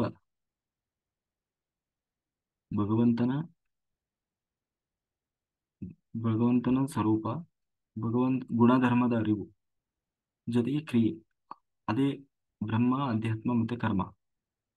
ಆಯ್ತಾ? ಹಾಗಾಗಿ ಸಮಯ ಆಯ್ತಾ ಇಲ್ಲಿ ಅಧ್ಯಾತ್ಮ ಅಂದ್ರೆ ಶರೀರದಲ್ಲಿ ಬಂದಿಯಾಗಿರುವ ಜೀವ. ಈ ಜೀವದ ಭೋಗಕ್ಕೆ ಸೃಷ್ಟಿಯಾಗಿರತಕ್ಕಂತಹ ಪಂಚಭೂತಾತ್ಮಕವಾದಂತೆ ಈ ಪ್ರಪಂಚದಲ್ಲಿ ಸಮಸ್ತ ವಿಚಾರಗಳು ಕೂಡ ಅಧಿಭೂತದಲ್ಲಿ ಸೇರಿದೆ. ಪಂಚಭೂತದ ಮೂಲ ದ್ರವ್ಯ, ಪಂಚಭೂತದಿಂದ ನಿರ್ಮಾಣಗೊಂಡಂತಹ ಪ್ರಪಂಚ, ಅದೇ ಅಧಿಭೂತ. ಏನು ಪಂಚಭೂತಗಳಿಂದ, ಪಂಚಭೂತಗಳು ಮೂಲ ದ್ರವ್ಯಗಳು. ಆ ಪಂಚಭೂತದಿಂದ ನಿರ್ಮಾಣಗೊಂಡಂತಹ ಈ ಪ್ರಪಂಚ ಅದೇ ಅಧಿಭೂತ. ಜಡ ಪ್ರಕೃತಿಯಿಂದ ಹಿಡಿದು ಸ್ಥೂಲ ವಿಶ್ವದ ತನಕ ತ್ರಿಗುಣಾತ್ಮಕವಾದಂಥವು ಎಲ್ಲವೂ ಕೂಡ ಅಧಿಭೂತ. ಹಾಗಾಗಿ ನಮ್ಮ ದೇಹದಲ್ಲಿ ಅದನ್ನೇ ಹೇಳ್ತಾ ಮುಂದೆ ಕೃಷ್ಣ ಹೇಳ್ತಾ ಇದ್ದಾನೆ ನೋಡು, ನಮ್ಮ ದೇಹದಲ್ಲಿ 4 ಪುರುಷರಿದ್ದಾರೆ. ಈ ಪಿಂಡಾಂಡದ ಬಗ್ಗೆ ಹೇಳ್ತೀನಿ ಕೇಳು. ಶರೀರ ಪುರುಷ, ಚಂದ ಪುರುಷ, ವೇದ ಪುರುಷ, ಸಂವತ್ಸರ ಪುರುಷ ಅಂತ ಹೇಳಿ 4 ಜನ ಪುರುಷರಿದ್ದಾರೆ. ಈ ದೇಹ ನಿಂತು ನಡೆದಾಡಬೇಕು ಅಂತಂದ್ರೆ ದೇಹದಲ್ಲಿ ಶರೀರ ಪುರುಷನಾದಂತಹ ಶಿವಶಕ್ತಿ ಬೇಕು. ಮನಸ್ಸು ಯೋಚಿಸಿದ್ದನ್ನ ಸ್ಪಂದನ, ಪರಾಶರ, ಪಶ್ಯಂತಿ, ಮಧ್ಯಮ, ವೈಖರಿ ರೂಪದಲ್ಲಿ ವಾಕ್ಶಕ್ತಿಯಾಗಿ ಹೊರಹೊಮ್ಮಲು ಚಂದ ಪುರುಷನಾದಂತಹ ಶೇಷ ಬೇಕು. ಶೇಷದೇವರು ಅಂತೀವಿ. ಶೇಷ ಅಂದ್ರೆ ನಾರಾಯಣ ಮಲಗಿರ್ತಾನಲ್ವ ಶೇಷ, ಆ ಶೇಷ ಬೇಕು. ಅಂದ್ರೆ ಆ ವಾಕ್ ಒಳಗಿಂದ ಶಬ್ದ ಉಚ್ಚಾರ ಮಾಡಿ ಹೊರಗೆ ಬರಬೇಕು ಅಂತಂದ್ರೆ ಚಂದ ಪುರುಷನಾದಂತಹ ಶೇಷ ಇರಬೇಕು. ಮನೋಮಯ ಕೋಶದಲ್ಲಿದ್ದು ವೇದಾಂತದ ಚಿಂತನೆ, ಮನಸ್ಸಿನಲ್ಲಿ ಮನನ ಶಕ್ತಿ ಕೊಡತಕ್ಕಂಥವನು ಇದೇ ವೇದ ಪುರುಷ. ಗರುಡ ಗರುಡ ಗರುಡ ಈ ಒಂದು ಮನೋಮಯ ಕೋಶದಲ್ಲಿದ್ದು ವೇದಾಂತದ ಚಿಂತನೆಯನ್ನ ಮಾಡಿಸ್ತಾ ಮನಸ್ಸಿಗೆ ಮನನ ಶಕ್ತಿಯನ್ನ, ಅಂದ್ರೆ ಓದಿದ್ದನ್ನ ತಿಳ್ಕೊಂಡಿದ್ದನ್ನ ಮನನ ಮಾಡುವ ಶಕ್ತಿಯನ್ನ ಕೊಡುವವನು ಯಾರು? ಗರುಡ. ವೇದ ಪುರುಷ ನಮಗೆ ಅಪೂರ್ವವಾದಂತಹ ವೈದಿಕ ಜ್ಞಾನವನ್ನ ಪ್ರಾಪ್ತವಾಗಂತೆ ಮಾಡ್ತಾನೆ. ಜೀವದ ಯೋಗ್ಯತೆಗೆ ಅನುಸಾರವಾಗಿ ಇಡೀ ಜೀವದ ಸ್ವರೂಪವನ್ನು ನಿಯಂತ್ರಣ ಮಾಡುವವ ಜೀವ ಕಲಾಭಿಮಾನಿಯಾದಂತಹ ಚತುರ್ಮುಖ ಬ್ರಹ್ಮ, ಈತ ಸಂವತ್ಸರ ಪುರುಷ. ಹೀಗೆ ಬ್ರಹ್ಮ, ವಾಯು ಜೀವನನ್ನ ಮೇಲೆತ್ತಲಿಕ್ಕೆ ಸಾಧನೆಯ ಹಾದಿಯಲ್ಲಿ ನಿರಂತರವಾಗಿ ಅವರನ್ನ ಮೇಲೆ ಎತ್ತಲಿಕ್ಕೆ ಪ್ರಯತ್ನ ಮಾಡ್ತಾನೆ ಇರ್ತಾರೆ. ಹೀಗೆ ಈ ಪಂಚದೇವತೆಗಳು ಭಗವಂತನ ನಂತರ ದೇಹದಲ್ಲಿರುವ ಪ್ರಮುಖ ಅಧಿದೇವತೆಗಳು. ಅದರಿಂದ ನಿಯಂತ್ರಿ ಇವರಿಂದ ಅವರಿಂದ ನಿಯಂತ್ರಿಸಲ್ಪಟ್ಟಂತಹ ಸಮಸ್ತ ಬ್ರಹ್ಮಾಂಡ ಅಧಿಭೂತ ಯಾರ್ಯಾರು? ಒಂದು ಭಗವಂತ ಮತ್ತೆ ಮಹಾಲಕ್ಷ್ಮಿ. ಅವರನ್ನ ಬಿಟ್ಟರೆ ಮತ್ತೆ ಯಾರನ್ನ ಹೇಳ್ತಾ ಇದ್ದಾರೆ? ಬ್ರಹ್ಮ, ವಾಯು ಮತ್ತೆ ಈಗೆಲ್ಲ ಈ ಏನು ಗರುಡ, ಶೇಷ, ರುದ್ರ, ಆ ಈ ದೇವತೆಗಳಿಂದ ಪಂಚದೇವತೆಗಳು ಬ್ರಹ್ಮ, ವಾಯು, ಗರುಡ, ಶೇಷ, ರುದ್ರ ಈ ಪಂಚದೇವತೆಗಳಿಂದ ಏನು ಈ ದೇಹದಲ್ಲಿರುವ ಪ್ರಮುಖ ಅಧಿದೇವತೆಗಳು ಅಷ್ಟೇ ಅಲ್ಲ, ಅವರೇ ಈ ಬ್ರಹ್ಮಾಂಡವನ್ನು ನಿಯಂತ್ರಣ ಮಾಡ್ತಾ ಇದ್ದಾರೆ ಅಂತ ಹೇಳ್ತಾ ಕೃಷ್ಣ ಹೇಳ್ತಾ ಇದ್ದಾನೆ. ನೋಡು, ಪ್ರತಿಯೊಂದು ದೇಹದ ಒಳಗೂ ನಾನು ಒಂದೊಂದು ರೂಪದಲ್ಲಿದ್ದೇನೆ. ಭಗವಂತ ಈ ರೂಪವೇ ಅಧಿಯಜ್ಞ. ಪ್ರತಿಯೊಂದು ದೇಹದ ಒಳಗೂ ಒಂದೊಂದು ರೂಪದಲ್ಲಿದ್ದೇನೆ. ಅದೇ ಅಧಿಯಜ್ಞ. ಅಧಿಯಜ್ಞ ಅಂತಂದ್ರೆ ಅದನ್ನ ನಿಯಂತ್ರಿಸುವ ಯಜ್ಞ ಭೋಕ್ತಾರ, ಯಜ್ಞವನ್ನ ಮಾಡಿಸುವವ ಫಲಪ್ರದನಾದ ಭಗವಂತ ಅಧಿಯಜ್ಞ. ಅಂದ್ರೆ ದೇವರು ಒಳಗೆ ಕೂತಿದ್ದಾನೆ, ಅದು ಅಧಿಯಜ್ಞ. ಅದನ್ನು ಮಾಡಿಸುವವನು ಅಧಿಯಜ್ಞ. ನಾವು ಭಗವಂತನ ಪೂಜಾರೂಪ ಎಂದು ತಿಳಿದು ಮಾಡುವ ಎಲ್ಲಾ ಕರ್ಮವೂ ಕೂಡ ಯಜ್ಞವಾಗ್ತದೆ. ನಮ್ಮ ಬದುಕಿನ ಪ್ರತಿಯೊಂದು ಕ್ರಿಯೆಯು ಭಗವಂತನ ಆರಾಧನೆಯಾಗಬೇಕು. ಆ ನಮ್ಮ ದೇಹದ ಒಳಗೆ ಸಕಲ ತತ್ವಾಭಿಮಾನಿ ದೇವತೆಗಳ ಮುಖೇನ ಕ್ರಿಯೆ ಮಾಡಿಸುವವ ಭಗವಂತ, ಅದು ಅಧಿಯಜ್ಞ ಅಂತ ಹೇಳ್ತಾ ಈ ಎಲ್ಲ ಆ, ಏನು ಪದಗಳಿಗೆ ದೇವರು ವಿಸ್ತಾರವಾಗಿ ಆ ಉತ್ತರವನ್ನು ಹೇಳ್ತಾ ನೋಡು, ಸಾಯುವ ಮುಂದೆ ಹೇಳ್ದ. ಅದನ್ನ ದೇವರು ಕೊನೆಗೆ ಹೇಳ್ದ, ಇಷ್ಟೆಲ್ಲಾ ಜ್ಞಾನ ಇರಬೇಕು, 6 ತತ್ವಗಳು ಇರಬೇಕು, ಅದು ಎಲ್ಲಿಯವರೆಗೆ? ಪ್ರಾಣ ಬಿಡುವವರೆಗೆ. ಪ್ರಾಣ ಬಿಡುವವರೆಗೂ ಕೂಡ ಹೇಳ್ತಾ ಇದ್ದಾನೆ. ಅದಕ್ಕೆ ಪ್ರಾಣ ಬಿಡುವಾಗ ಯಾಕಪ್ಪ ಅದಿರ್ಬೇಕು? ಅದಕ್ಕೆ ದೇವರು ಹೇಳ್ತಾ ಇದ್ದಾನೆ, ಅಂತಕಾಲೇ ಚ ಮಾವೇವ ಸ್ಮರನ್ ಮಕ್ವಾ ಕಳೇಬರಂ ಯಹ ಪ್ರಿಯಾತೀತ ಸ ಮದ್ಭಾವಂ ಯಾತಿ ನಾಸ್ಯತ್ರ ಸಂಶಯ. ಅಂದ್ರೆ ಸಾಯುವ ಕ್ಷಣದಲ್ಲೂ ಕೂಡ ನನ್ನನ್ನೇ ನೆನೆಯುತ್ತ ದೇಹವನ್ನು ತೆರೆಯುವ ಜೀವರು ನನ್ನ ಹಾಗೆ ಜ್ಞಾನಾನಂದ ಸ್ವರೂಪರಾಗಿ ನನ್ನಲ್ಲಿ ಬಂದು ಸೇರುತ್ತಾರೆ. ಅಂದ್ರೆ ಅವರು ಮುಂದೆಂದೂ ಕೂಡ ಈ ಅಜ್ಞಾನದ ಮತ್ತು ದುಃಖಮಯವಾದಂತಹ ಮೃತ್ಯು ಲೋಕ, ಈ ಸಂಸಾರದಲ್ಲಿ ಮತ್ತೆ ಒದ್ದಾಡೋದಿಲ್ಲ. ಆ ಇದಕ್ಕೆ ಯಾವುದೇ ಸಂಶಯ ಬೇಡ ಅರ್ಜುನ.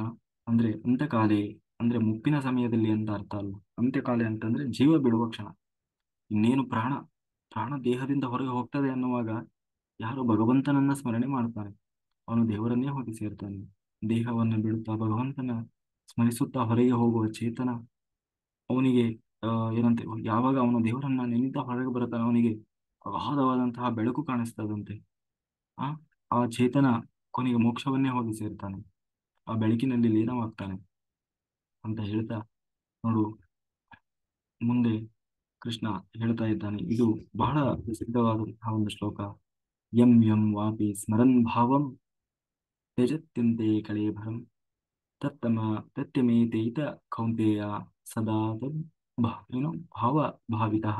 ಅಂದ್ರೆ ಜೀವನ ಯಾತ್ರೆಯ ಅಂತಿಮ ಕ್ಷಣದಲ್ಲಿ ಭಗವಂತನನ್ನ ನೆನೆದವರು ನನ್ನನ್ನ ಬಂದು ಸೇರ್ತಾರೆ. ಅಂದ್ರೆ ಯಾರು ನನ್ನನ್ನ ಪ್ರಾಣ ಬಿಡುವಾಗ ಕೇಳ್ತಾರೋ, ಅಲ್ಲ ಸ್ಮರಣೆ ಮಾಡ್ತಾರೋ, ಅವರು ನನ್ನನ್ನೇ ಬಂದು ಸೇರ್ತಾರೆ. ಹಾಗಾಗಿ ಮರಣ ಕಾಲದಲ್ಲಿ ಒಂದು ಅದ್ಭುತ ಮನಶಾಸ್ತ್ರವನ್ನ ನಮ್ಮ ಮುಂದೆ ಇಡ್ತಾ ಇದ್ದಾನೆ ಕೃಷ್ಣ. ಈ ಸಾಯುವ ಕ್ಷಣದಲ್ಲಿ ಯಾರು ಭಗವಂತನನ್ನ ಧ್ಯಾನ ಮಾಡ್ತಾರೆ, ಹ್ಮ್ ಆ ನಾವು ದೇಹತ್ಯಾಗ ಮಾಡುವಾಗ ಏನನ್ನ ಸ್ಮರಣೆ ಅವರು ಏನು ಯಾರು ಭಗವಂತನನ್ನ ಸ್ಮರಣೆ ಮಾಡ್ತಾರೆ ಅವರು ದೇವರನ್ನೇ ಹೋಗಿ ಸೇರ್ತಾರೆ. ಅಥವಾ ಇದು ಒಂದು. ಎರಡನೇದು, ಇಲ್ಲಿ ಕೃಷ್ಣ ಏನ್ ಹೇಳ್ತಾ ಇದ್ದಾನೆ ಅಂತಂದ್ರೆ, ಎಂ ಎಂ ವಾಪಿ ಸ್ಮರನ್ ಭಾವಂ. ಯಾರ್ಯಾರು ಏನೇನು ಸ್ಮರಣೆ ಈ ಸಾಯುವ ಸಮಯದಲ್ಲಿ ಏನು ಸ್ಮರಣೆ ಮಾಡ್ತಾರೆ ಅದು ಅವನ ಮುಂದಿನ ಗತಿಯನ್ನು ಸೂಚಿಸ್ತದೆ. ಆ ಯಾರು ದೇಹ ತ್ಯಾಗ ಮಾಡುವಾಗ ಏನು ಸ್ಮರಣೆ ಮಾಡ್ತಾರೋ ಮುಂದಿನ ಮುಂದಿನ ಜನ್ಮದಲ್ಲಿ ಅವನು ಅದನ್ನೇ ಪಡೆಯುತ್ತಾನೆ. ಆದ್ದರಿಂದ ಆ ಕಾಲದಲ್ಲಿ ಭಗವಂತನನ್ನು ಸ್ಮರಿಸಿದರೆ ಭಗವಂತನನ್ನೇ ಹೋಗಿ ಸೇರ್ತಾನೆ.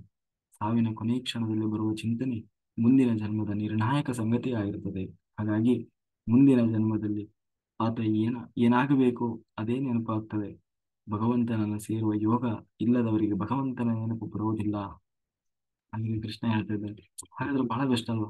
ಈಗೆಲ್ಲ ಯಾಕೆ ಎಷ್ಟು ಕಷ್ಟಪಡೋದು?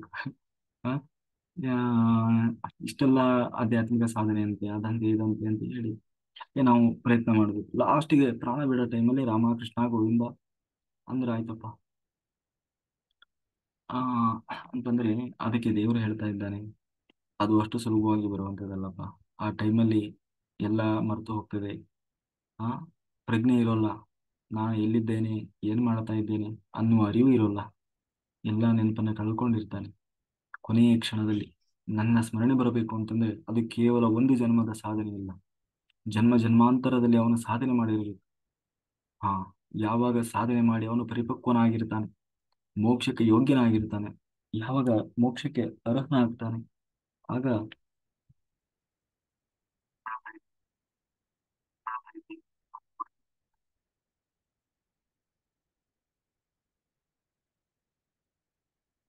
ಹಾಗಾಗಿ ಯಾವಾಗ ಆ ಒಂದು ಕೊನೆಯ ಕ್ಷಣದಲ್ಲಿ ಆ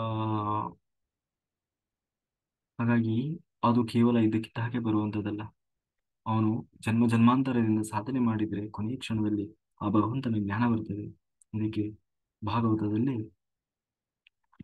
ನಾವು ಆ ಭರತ ಚಕ್ರವರ್ತಿಯ ಕಥೆಯನ್ನು ಕೇಳ್ತಾ ಇದ್ವಿ. ಭರತ ಚಕ್ರವರ್ತಿ ಆ, ಈ ದೇಶವನ್ನ ಆಳಿದಂತಹ ರಾಜ.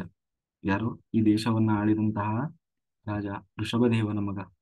ಋಷಭದೇವ ಯಾರು? ನಾಭಿಯ ಮಗ. ಈ ಆ ನಾಭಿಗೆ ಭಗವಂತ, ನಾಭಿ ಆ ಏನು ದೇವರೇ ಬೇಕು ಅಂತ ಹೇಳಿ ಆ ಏನು ಪುತ್ರ ಕಾಮೇಷ್ಟಿ ಯಾಗವನ್ನು ಮಾಡ್ತಾನೆ. ಸಾಕ್ಷಾತ್ ಭಗವಂತನೇ ಬರ್ತಾನೆ. ಬಂದು ಆ ಅಲ್ಲೆಲ್ಲ ಅವನು ಕೇಳ್ತಾನೆ, ಯಾಕಾಗಿ ನೀವು ನನ್ನನ್ನ ಪ್ರಾರ್ಥನೆ ಮಾಡಿದ್ರಿ ಅಂತ ಹೇಳಿದಾಗ ಅವ್ರು ಹೇಳ್ತಾರೆ, ನಿನ್ನಂತಹ ಮಗ ಬೇಕು ಅಂತ ಹೇಳಿ ನಾಭಿ ಆ ಏನು ಆ ಈ ಯಜ್ಞವನ್ನು ಮಾಡ್ತಾ ಇದ್ದಾನೆ ಅಂದಾಗ, ನನ್ನಂತಹ ಮಗ ಅಂತಂದ್ರೆ ನನಗಿಂತಲೂ ಏನು ಶಕ್ತಿಯುತರಾದವ್ರು ಯಾರು ಇಲ್ಲ, ಬಂದ್ರೆ ನಾನೇ ಬರಬೇಕು ಅಂತ ಹೇಳಿ ದೇವರು ಏನ್ ಮಾಡ್ತಾನೆ, ನಾನೇ ಅವತಾರ ಮಾಡಿ ಬರ್ತಾನೆ ಅಂತ ಹೇಳಿ ಋಷಭ ದೇವನಾಗಿ ಬರ್ತಾನೆ. ಋಷಭನಾಥ್, ಅದು ಋಷಭದೇವ, ಅದು ಭಗವಂತ ನಾರಾಯಣನ ಅವತಾರ ಋಷಭದೇವ ಅಂತ. ಈ ಋಷಭದೇವನೇ ಮುಂದೆ ಏನು ಜೈನ ಧರ್ಮದ ಮೂಲ ಪುರುಷ ಮತ್ತು ಮೊದಲ ತೀರ್ಥಂಕರನಾಗ್ತಾರೆ. ಆ, ಈ ಇದರ ಒಂದು ಮುಂದುವರೆದ ಪರಂಪರೆ ಜೈನ ಧರ್ಮವಾಗ್ತದೆ. ಹಾಗೆ ಈ ಋಷಭದೇವ, ಈ ಋಷಭದೇವನ ಮೊದಲ ಮಗನೇ ಯಾರು? ಭರತ ಚಕ್ರವರ್ತಿ. ಆ ಭರತ ಚಕ್ರವರ್ತಿ ಈ ದೇಶವನ್ನ ಆಳಿದ್ದರಿಂದ ಈ ದೇಶಕ್ಕೆ ಭಾರತ ಅನ್ನುವ ಹೆಸರು ಬಂತು. ಅದಕ್ಕಿಂತ ಮುಂಚೆ ಯಾವ ಹೆಸರಿತ್ತು ಅಂದ್ರೆ ಅಜನಾಭ ಅಥವಾ ಅಂಜನಾಭ ಅನ್ನುವ ಹೆಸರಿತ್ತು ಈ ದೇಶಕ್ಕೆ. ಹಾ, ಯಾವಾಗ ಭರತ ಚಕ್ರವರ್ತಿ ಈ ದೇಶವನ್ನ ಆಳಿದ, ಆ, ಅವಾಗಿನಿಂದ ಅವನ ನೆನಪಿಗಾಗಿ ಈ ದೇಶವನ್ನ ಭರತ ದೇಶ ಅಥವಾ ಭರತ, ಇನ್ನೂ ಒಂದು ಭರತ ವಂಶ ಅಂತ ಇನ್ನೊಬ್ಬ ಬರ್ತಾನೆ. ಈ ಯಾರು ಅಂತಂದ್ರೆ ಶಕುಂತಲಿ, ದುಷ್ಯಂತ ಅವರ ಮಗನು ಕೂಡ ಭರತ. ಆದ್ರೆ ಅವನಿಗಿಂತ ಮುಂಚೆ ಈ ದೇಶಕ್ಕೆ ಭರತ ಅಂತ ಕರೀತಾ ಇದ್ರು, ಯಾಕೆ ಅವನಿಂದ ಬಂದಿದ್ದು ಭರತ ವಂಶ. ಹಾಗೆ ಈ ಭರತ ಚಕ್ರವರ್ತಿ ಏನು ಮಾಡಿದ, ಕೊನೆಗೆ ತನ್ನ ಅಂತ್ಯಕಾಲ ಬಂದಾಗ ಎಲ್ಲವನ್ನೂ ತ್ಯಾಗ ಮಾಡಿದ.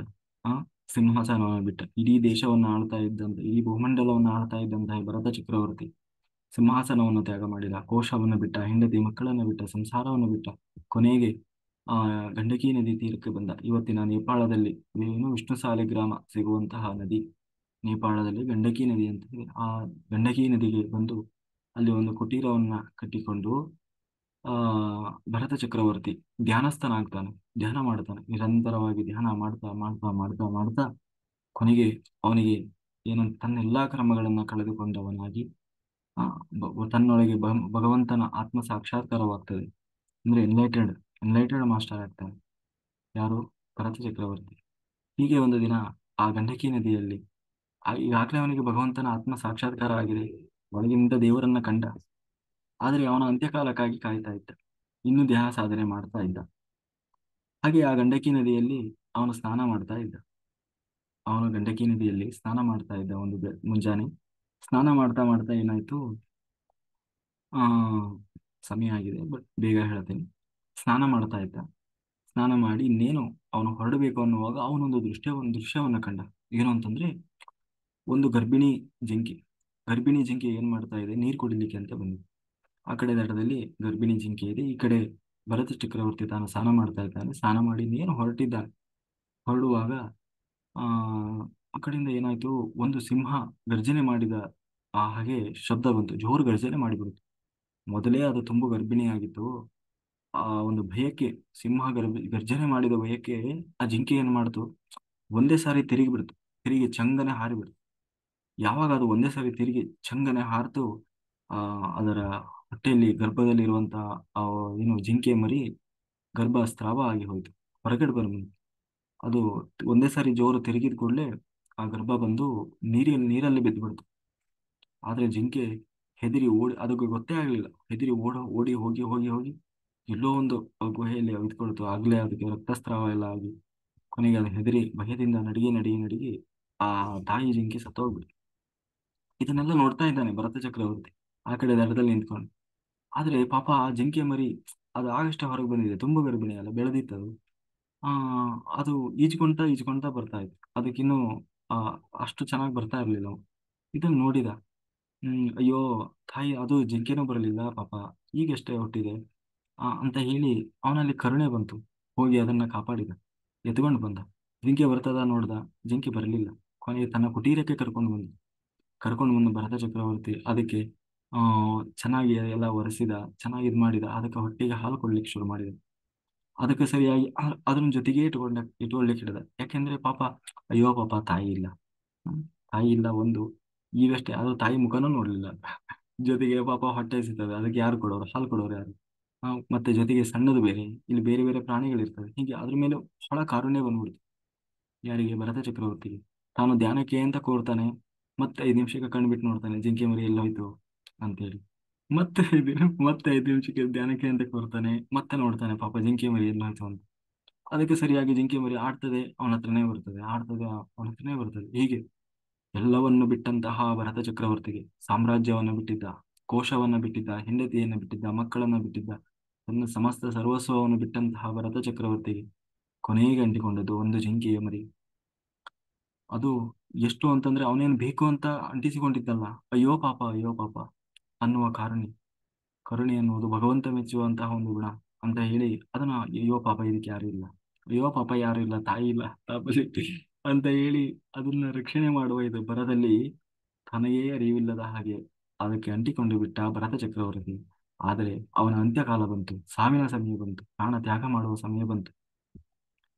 ತಾನು ಆ ಇನ್ನೇನು ಪ್ರಾಣ ತ್ಯಾಗ ಮಾಡಬೇಕು. ಅದಕ್ಕೆ ಸರಿಯಾಗಿ ಆ ಜಿಂಕೆಯನ್ನೇ ನೋಡ್ತಾ ಇದ್ದಾನೆ. ಅವನಿಗೆ ಚಿಂತೆ ತನ್ನದಲ್ಲ. ಅಯ್ಯೋ, ನಾನು ಇಷ್ಟು ದಿವಸ ಈ ಜಿಂಕೆ ಮರಿ ನೋಡ್ಕೊಂಡೆ, ಈಗ ನಾನು ಪ್ರಾಣ ತ್ಯಾಗ ಮಾಡ್ತಾ ಇದ್ದೇನೆ, ನಾನು ಸತ್ತು ಹೋದ್ಮೇಲೆ ಈ ಜಿಂಕೆ ನೋಡ್ಕೊಳ್ಳೋರು ಯಾರು? ಅಯ್ಯೋ ಪಾಪ ಅಂತ ಹೇಳಿ ಅವನಿಗೆ ಕೊರಗು ಶುರುವಾಗ್ಬಿಡ್ತು. ಅದಕ್ಕೆ ಸರಿಯಾಗಿ ಆ ಜಿಂಕೆ ಮರಿ ಅವ್ನು ನೋಡಿ ಕಣ್ಣೀರ್ ಹಾಕ್ತಾ ಇದೆ. ಅದನ್ನ ನೋಡಿ ಅವನು ಇನ್ನೂ ಇದಾಗ್ತಾ ಇದೆ, ಅಯ್ಯೋ ಪಾಪ, ಅಯ್ಯೋ ಪಾಪ ಅಂತ. ಕೊನೆಗೂ ಕೂಡ ಆ ಜಿಂಕೆಯನ್ನೇ ನೆನಿತಾ ನೆನಿತಾ ನೆನಿತಾ ಭರತ ಚಕ್ರವರ್ತಿ, ಯಾರು ಒಬ್ಬ ವ್ಯಕ್ತಿ ಭಗವಂತನನ್ನ ಸೇರಬೇಕಾದವನು, ದೇವರನ್ನ ನೆನಿತಾ ಸಾಯ್ಬೇಕಾಗಿತ್ತು, ಆ ಭರತ ಚಕ್ರವರ್ತಿ ಆ ಜಿಂಕೆಯ ಮೇಲಿನ ಕಾರುಣ್ಯದಿಂದ ಜಿಂಕೆಯನ್ನೇ ನೆನೆತಾ ಸತ್ತ. ಮುಂದಿನ ಜನ್ಮದಲ್ಲಿ ಅವನೊಬ್ಬ ಎನ್ಲೈಟೆಡ್ ಮಾಸ್ಟರ್ ಆಗಿದ್ದರೂ ಕೂಡ, ಸಮಸ್ತ ಕರ್ಮಗಳನ್ನ ಕಳೆದುಕೊಂಡವನಾಗಿದ್ದರೂ ಕೂಡ, ಭರತ ಚಕ್ರವರ್ತಿ ಮುಂದಿನ ಜನ್ಮದಲ್ಲಿ ಜಿಂಕೆಯಾಗಿ ಹುಟ್ಟಿ ಬಂದ.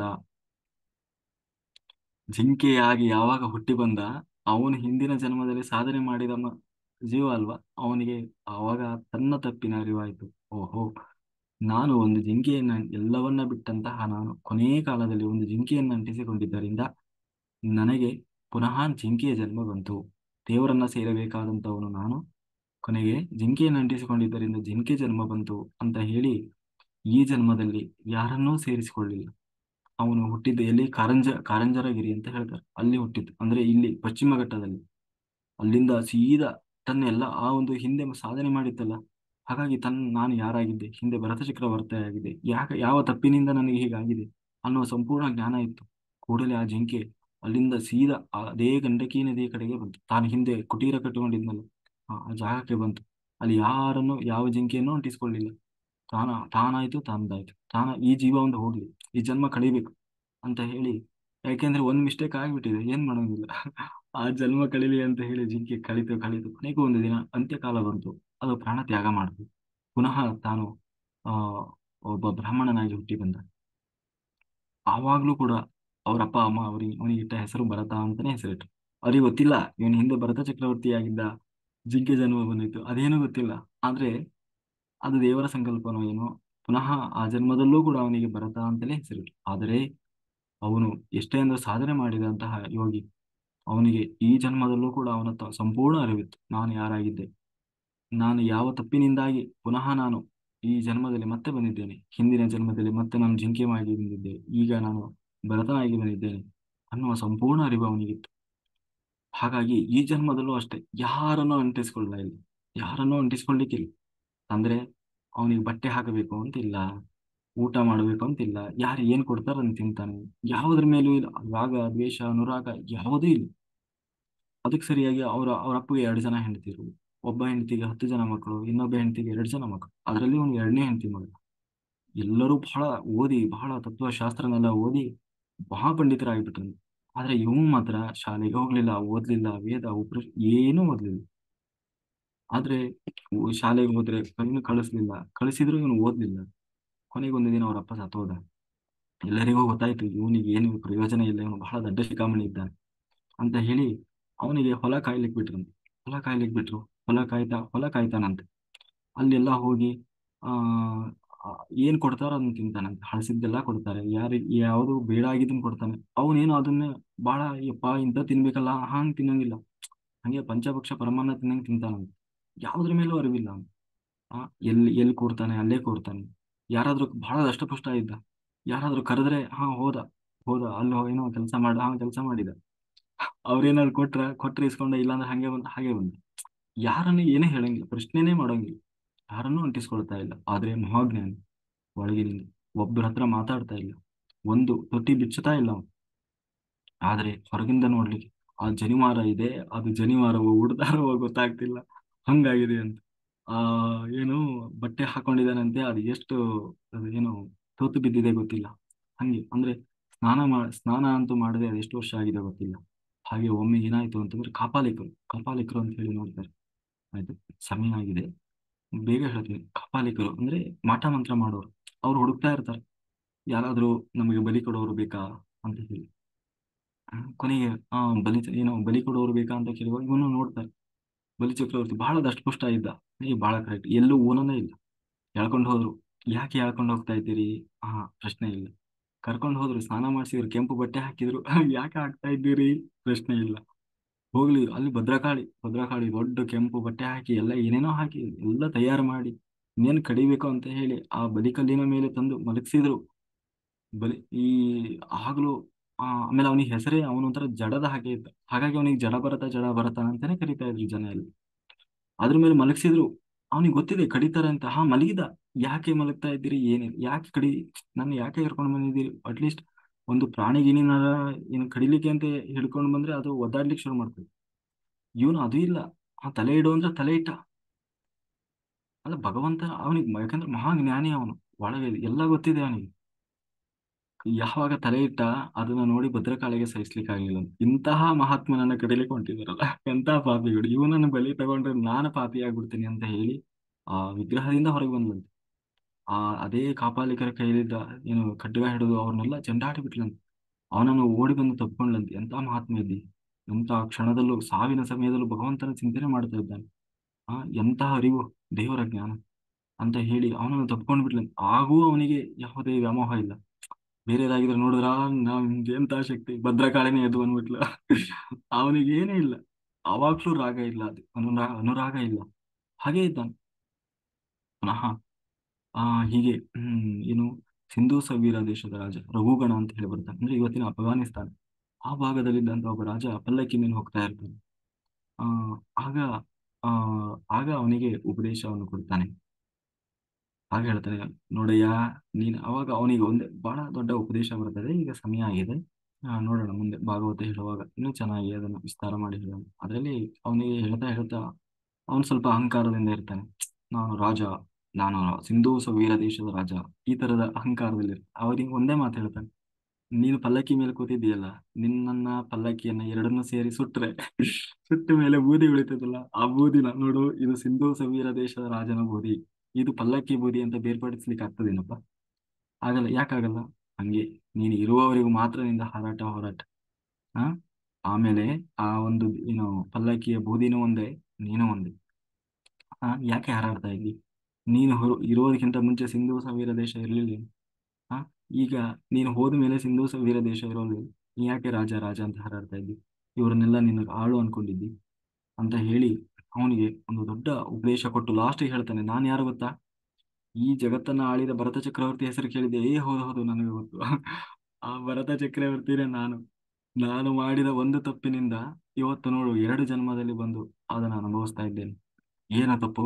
ಅದೇ ಕೊನೆಯ ಕಾಲದಲ್ಲಿ ಒಂದು ಜಿಂಕೆಯನ್ನು, ಅದು ಬರೀ ಒಂದು ಕಾರುಣ್ಯದಿಂದ ಕರುಣೆ, ಅಯ್ಯೋ ಪಾಪ ಅಯ್ಯೋ ಪಾಪ. ಯಾಕೆ ನಾವೆಲ್ಲ ಹೇಳ್ತೀವಿ ಅಂದ್ರೆ ಸಿಂಪತಿ ಇರಬಾರ್ದು, ಎಂಪತಿ ಇರಬೇಕಷ್ಟೇ ಅಂತ ಇದೇ ಕಾರಣಕ್ಕೆ. ಯಾರ ಮೇಲೂ ಇರಬಾರ್ದು. ಭಾವನಾತ್ಮಕವಾಗಿ ನಾವು ಯಾರ ಜೊತೆಗೂ ಅಟ್ಯಾಚ್ಮೆಂಟ್ ಇರಬಾರ್ದು.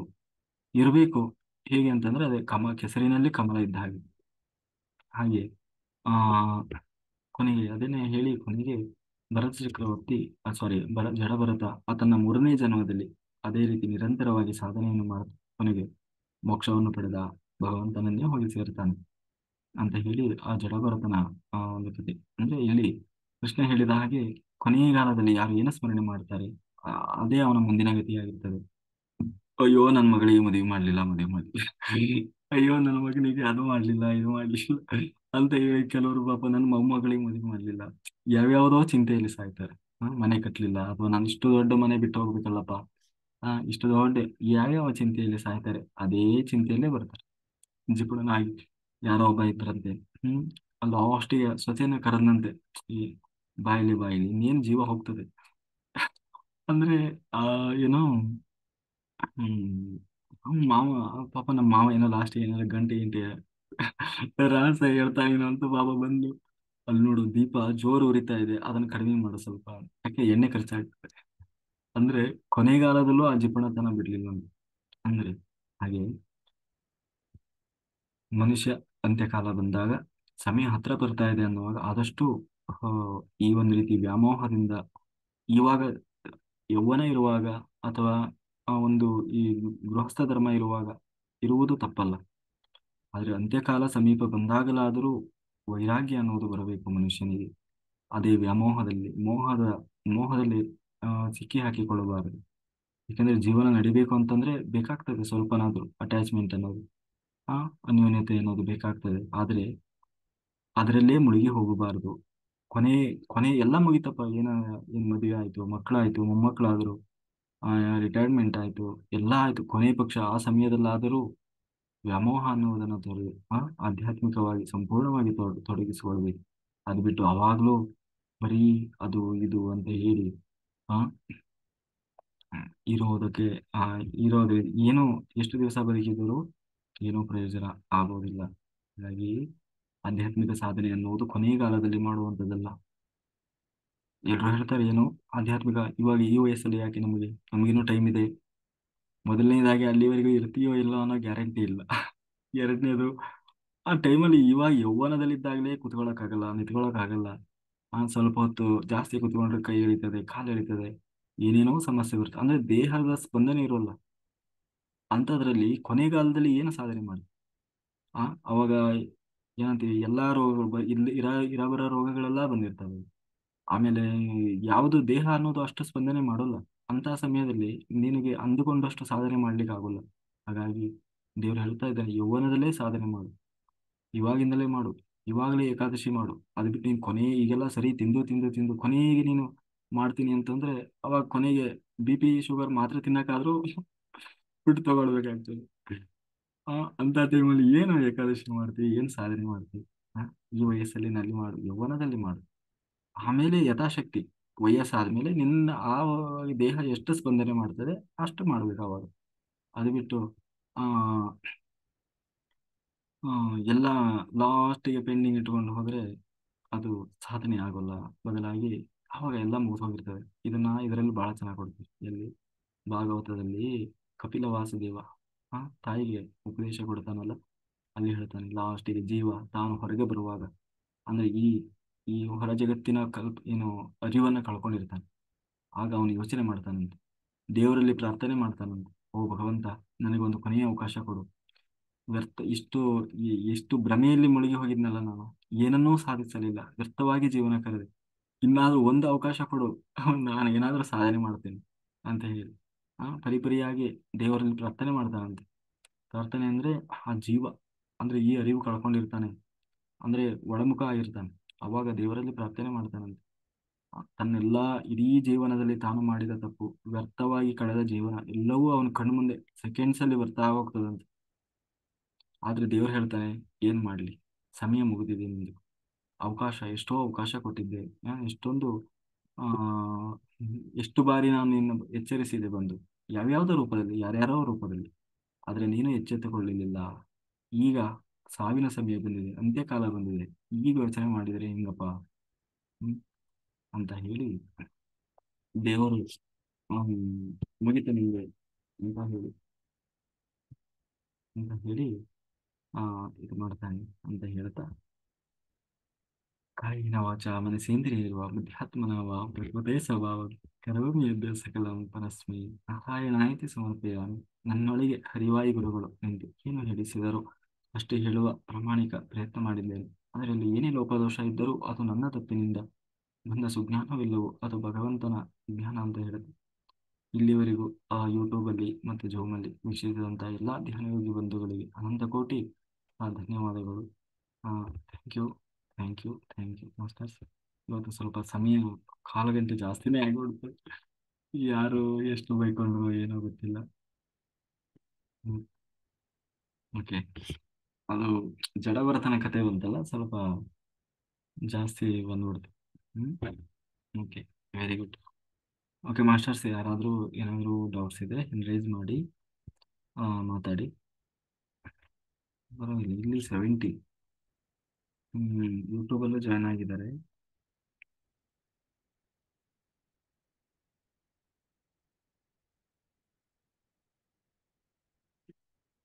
ಓಕೆ ಮಾಸ್ಟರ್ಸ್, ಯಾರಾದರೂ ಹೊಸಬ್ರು 28 ಅಬ್ಬಾ, ಯೂಟ್ಯೂಬಲ್ಲಿ 28 ಇಲ್ಲಿ 70. ಒಳ್ಳೆ ಡೆವಲಪ್ಮೆಂಟ್.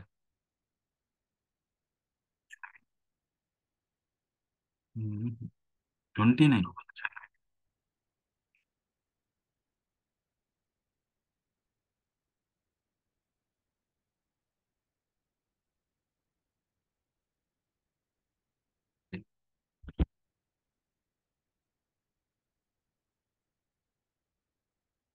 ಓಕೆ ಮಾಸ್ಟರ್ಸ್, ಯಾರಾದರೂ ಹೊಸಬ್ರು ಜಾಯ್ನ್ ಆಗಿದ್ರೆ ಆಯ್ತಾ, ನಮ್ಮ ಇವರು ಇದ್ದಾರೆ.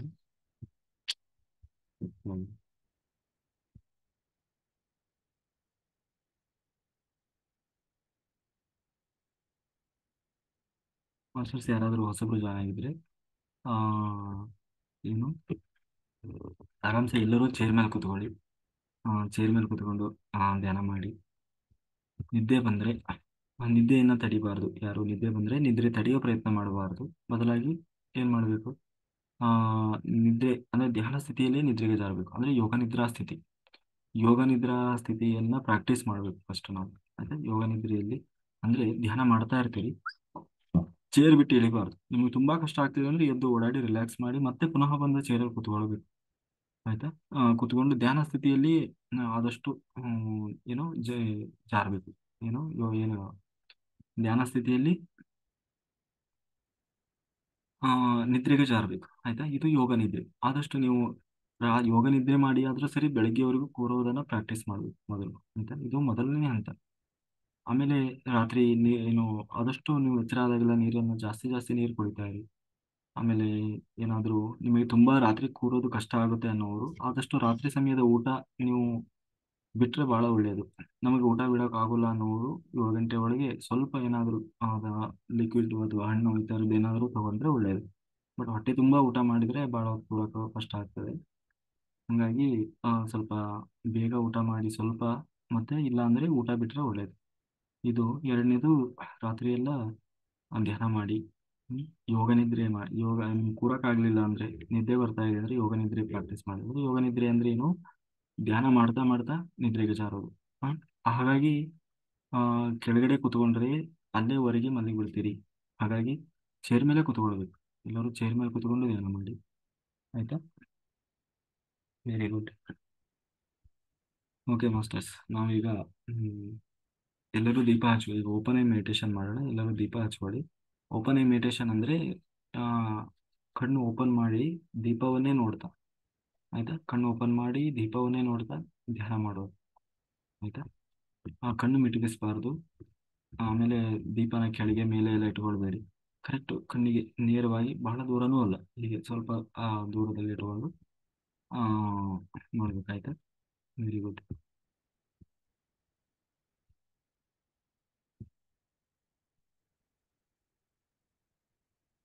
Okay master.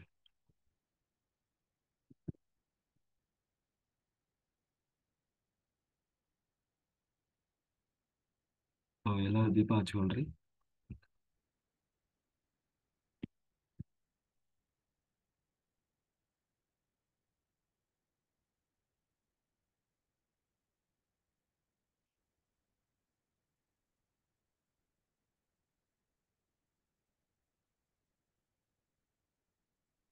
ಆಮೇಲೆ ನಾವು ಯೂಟ್ಯೂಬಲ್ಲಿ ಲೈವ್ ಕೊಡ್ತಾ ಇರೋದ್ರಿಂದ ಎಲ್ಲ ಮ್ಯೂಸಿಕ್ಕು ಸಾಂಗ್ಸ್ ಯೂಸ್ ಮಾಡೋಕ್ಕಾಗಲ್ಲ, ಕಾಪಿರೈಟ್ ಇಶ್ಯೂ ಆಗ್ತದೆ.